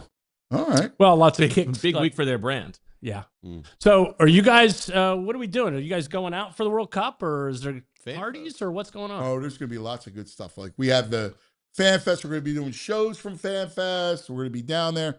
We're gonna do a show from Stateside Live. Oh yeah. Which is gonna be a lot of fun. So Nice. we're excited about it. Yeah. I've got tickets to 2 games. Oh, do you really? Nice. The France game and then the Ivory Coast Curacao game. Really? Very exciting. Awesome. Yeah. I've been waiting for the tickets to drop for that one. I Yeah. keep thinking, I'm like, that Yeah. tickets are going to drop for I that. feel like there's going to be How many people live in Curacao? There's not even enough to fill the I think stadium. there's going to be an advantage if you're willing to wait until the very Yeah, last minute. right, totally. As a local Philadelphian, you might get those prices to drop. Are Yeah. you staying through the summer? No, I'm just back and forth a lot. Okay. So I'm just coming up all the time. You'll anyway, hit the so- parties. You can do Oh, some, yeah. you know. Have you done a lot of this World Cup trivia around the bars? No, not yet. Yeah, we'll start doing some stuff. Yeah, like where's your next? Like, if people want to get a hold, like one of the. Well, like the watch you. bar trivia, it's let's see, Jose Pistola's on Mondays, Founding Fathers Tuesdays, Pistolas del Sur on Wednesdays, and then on Thursdays, Pizzata down on Passyunk. With Chiro? Yeah. So Chiro's my man. Yeah. Their food is fantastic. The pizza's fantastic. Well, his dough, Right. you know what he does with the dough? Oh. Like, he's a dough master. Mm-hmm. Like, he makes his dough like 36 hours. Like, a whole science behind what he does with the dough. Mm-hmm. Pizza's unbelievable. Yeah, I've had it. When you and I were at a tailgate, he had his pizza out there. He was great. Yeah, but Dude, I mean, like, it's hard to do it at a tailgate. Tasted all right to me. No, it's unbelievable. But I'm saying you go there. Churros. In fact, I'm gonna have churro in next week. Awesome. Oh yeah. All right. Yeah, some pies. Yeah. Do some churro. Bring some pizza. All right. Stay with the Eagles conversation with us. All right. So, Bo, what'd you make of practice? So yesterday's practice was a little bit lighter. It's the final practice of the Which spring. I hate, by the way. I know. And the families were there, but they still did some stuff. We finally got to see Tanner McKee as the number 2 quarterback instead of Andy Dalton. So they sort of made good on the promise that they were going to be rotating with those guys. I mean, Andy Dalton threw another. I heard he wasn't 100%. Yeah. Okay. That would make sense to me because it would explain why there's been so much Dalton. Andy Dalton threw another interception yesterday. I've never seen a quarterback throw so many interceptions in the spring in my life. So it's been a prolific. Well, 3-4 practices. The red rifle, or is it this Eagles secondary that's going to be incredible? Well, with Reek, he's not throwing interceptions to those guys. Or is it the fact that it's Embry Thomas is the one picking these off? So you're just saying that Andy Dalton the red reeks. Yeah, there's not a lot of gunpowder left. I mean, it's 32nd year in the league. I mean, it starts to add up after a while. But listen, so yesterday, Jalen is working with no Devontae Smith, who was excused for personal reasons, and no Mekhi Lemon, who's battling this hamstring injury. So you got to take into account the fact that he doesn't have either of his top 2 receivers going up against the best secondary in football. And we're just seeing what they're trying to do on offense. It's a lot of passes to the running backs. It's a lot of short balls over the middle. Obviously, a lot of under center and play action stuff. They're just sort of building the foundation. There's no doubt that the defense got the better of the offense this spring, but I think that's okay because all of the context of they're better. There's more. There's less turnover over there, and Jalen is learning this new stuff. The one thing that I would say is we didn't see a lot of like downfield passing this spring. And I don't know if that's just because they're building the bones of it and then just building, this is the situational football that we're going to play with. But you think of it in conjunction with Nick again yesterday saying during his press conference, we want to end every drive in a kick, which is like such a ridiculous thing to say. Not a great age. And like, almost made me leave the press conference. So like, are they just going to try to be 4 yards every play? Let's hope that that's not the case.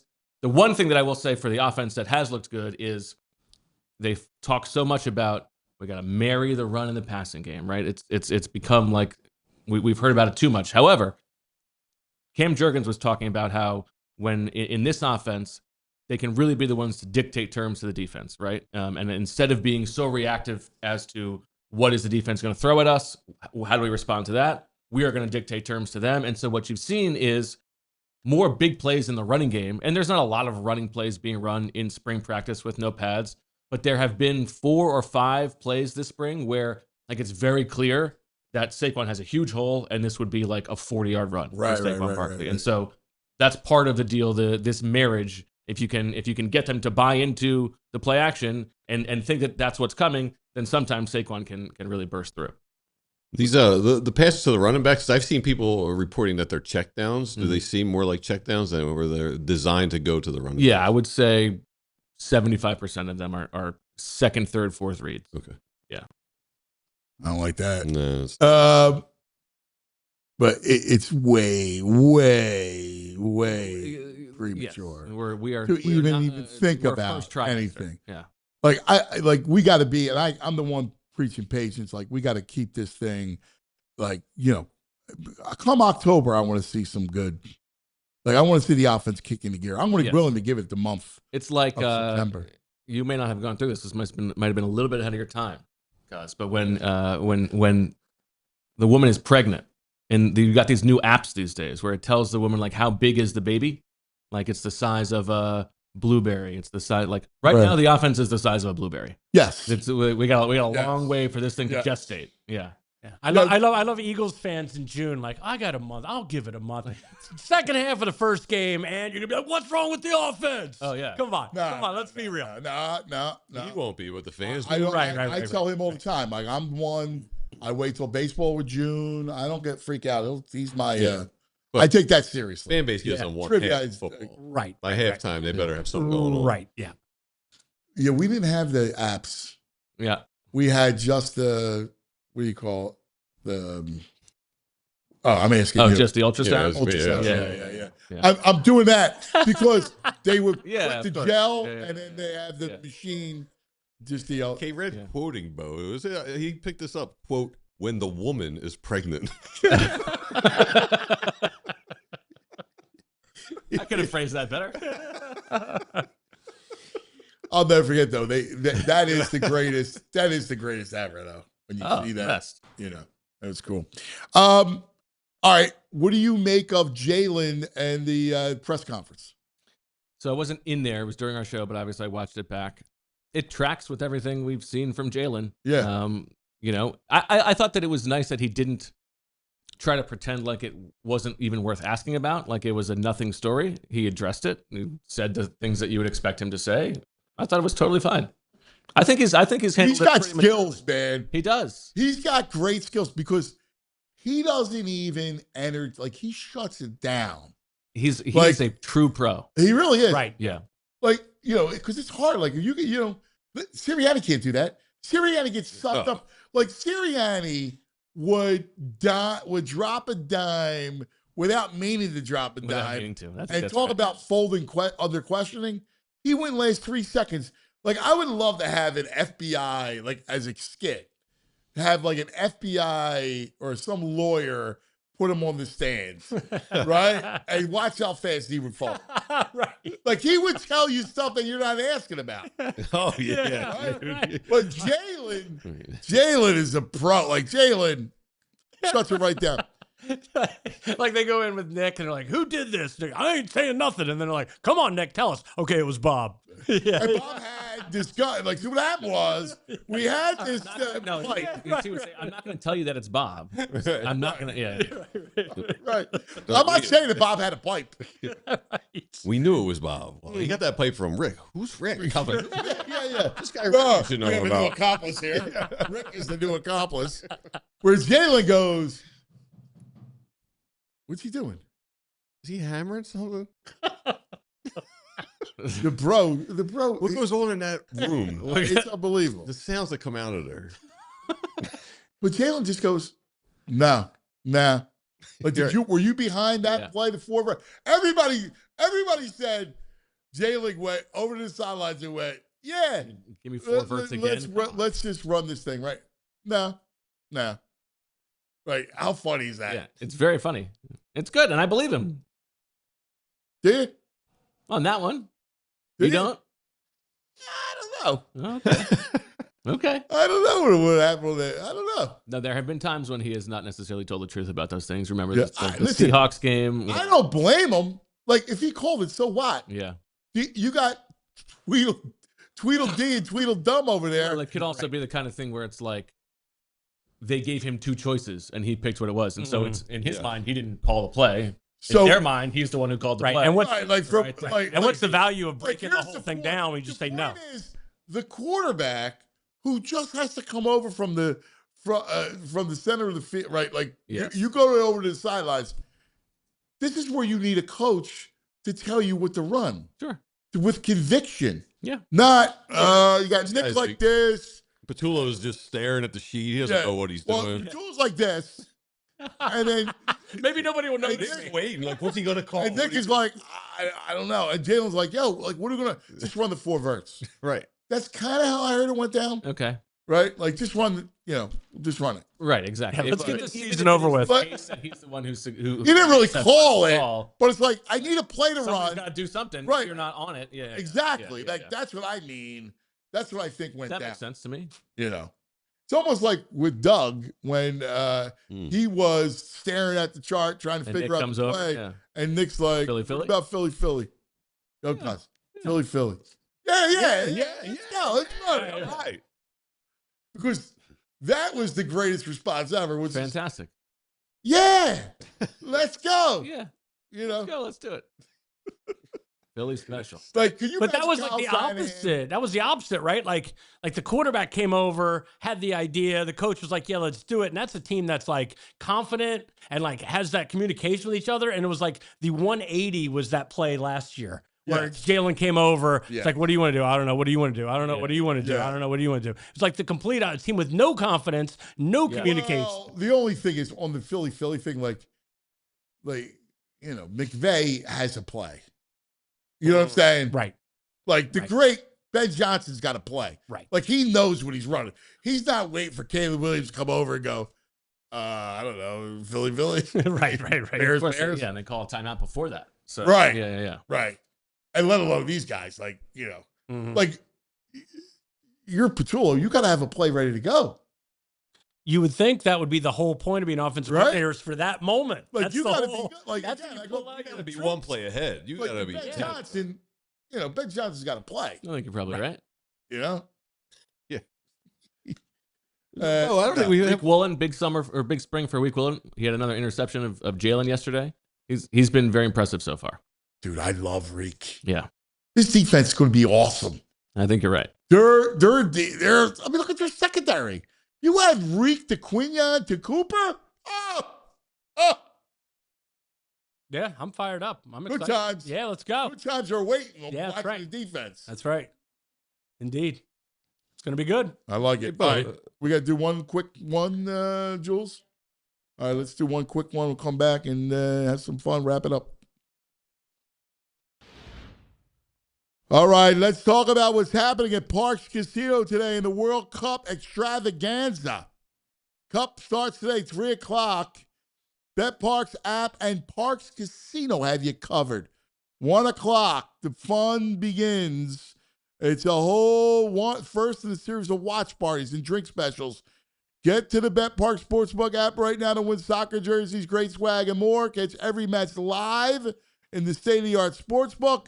Watch all the action at the 156-foot high def video wall. All right, how about that? That's in the sportsbook. It's unbelievable. Check out the World Cup Soccer Hub on the BetParks app. Daily odds boost, player, team props, you name it. Check it out. The Parks Sportsbook at Parks Casino in Ben Salem. Street Road exit off of PA Turnpike and 95. Details at betparks.com. Got to be 21 in PA, New Jersey, Maryland. Gambling problem, call 1-800-GAMBLER.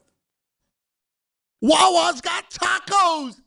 Tacos. Oh, Wawa expanding its freshly prepared food lineup with new seasoned beef tacos available for a limited time.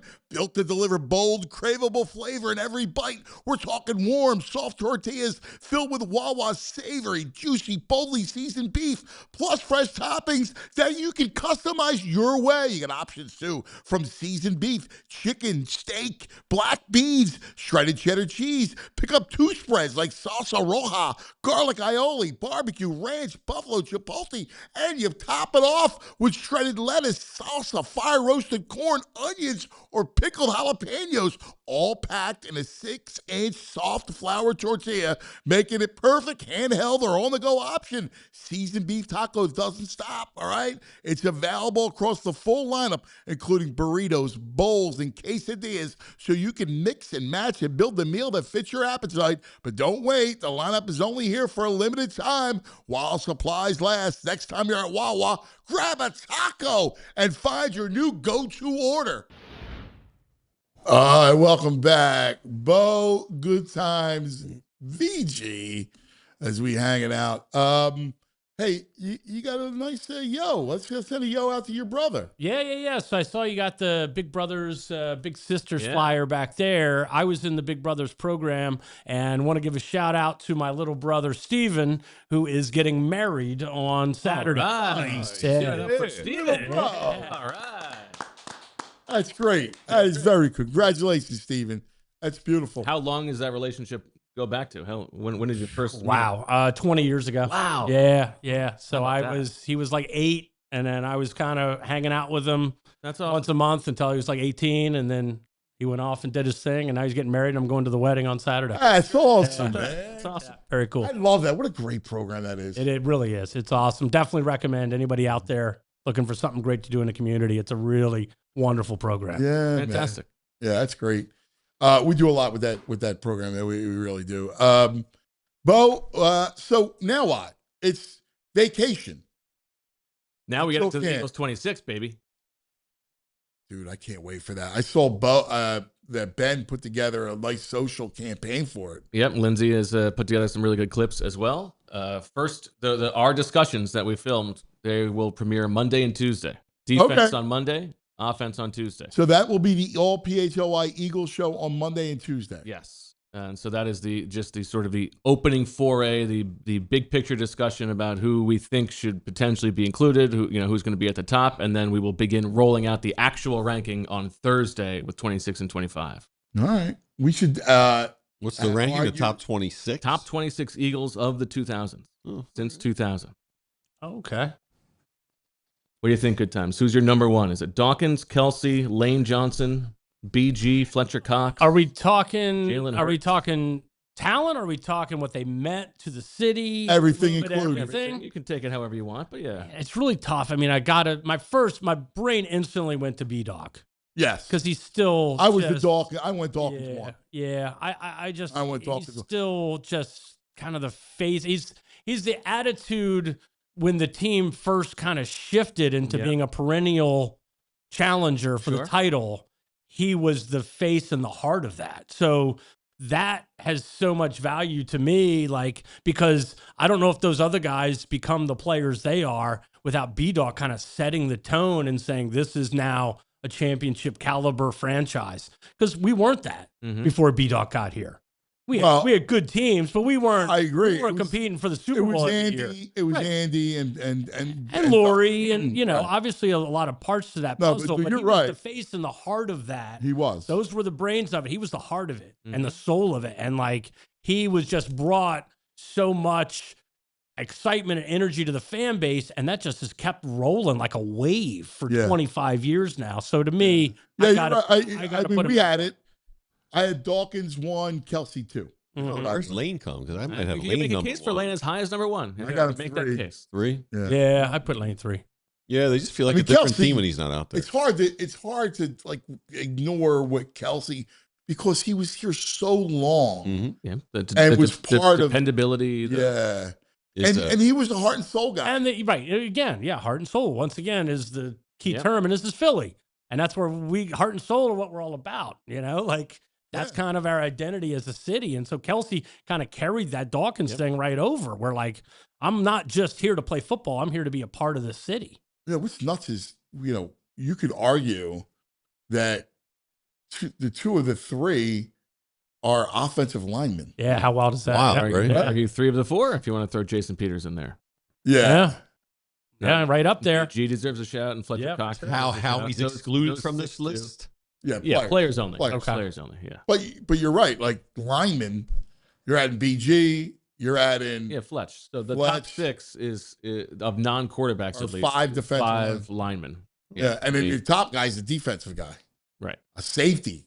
So, kind of tells you the story about Philadelphia. I think that's right. Yeah, well, right. I mean, they're built in the trenches too. Yeah. I mean, it's where they focus their assets. Yeah.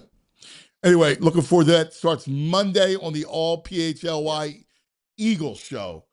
Johnny, Good Times, you are a great time. All right. Thank you, brother. Great to be here as always. Always a lot of fun. Sorry for my childish antics. I cannot compete. I am barred from competing. VG is the champion. Ant's 2-game suspension. So, Bo, you're in next time. All right. I'm going to be on a high from Hungary Oldman all day long. Bo, you're good. You're good. You're formidable. I might have to incorporate you, please, in the Sealski brain fight. As always, Jules rules. Julia. Great job, Jules. Chat. Love you, chat. Everybody have a great day. We'll see you tomorrow. Football Friday. We all silly like the mayor.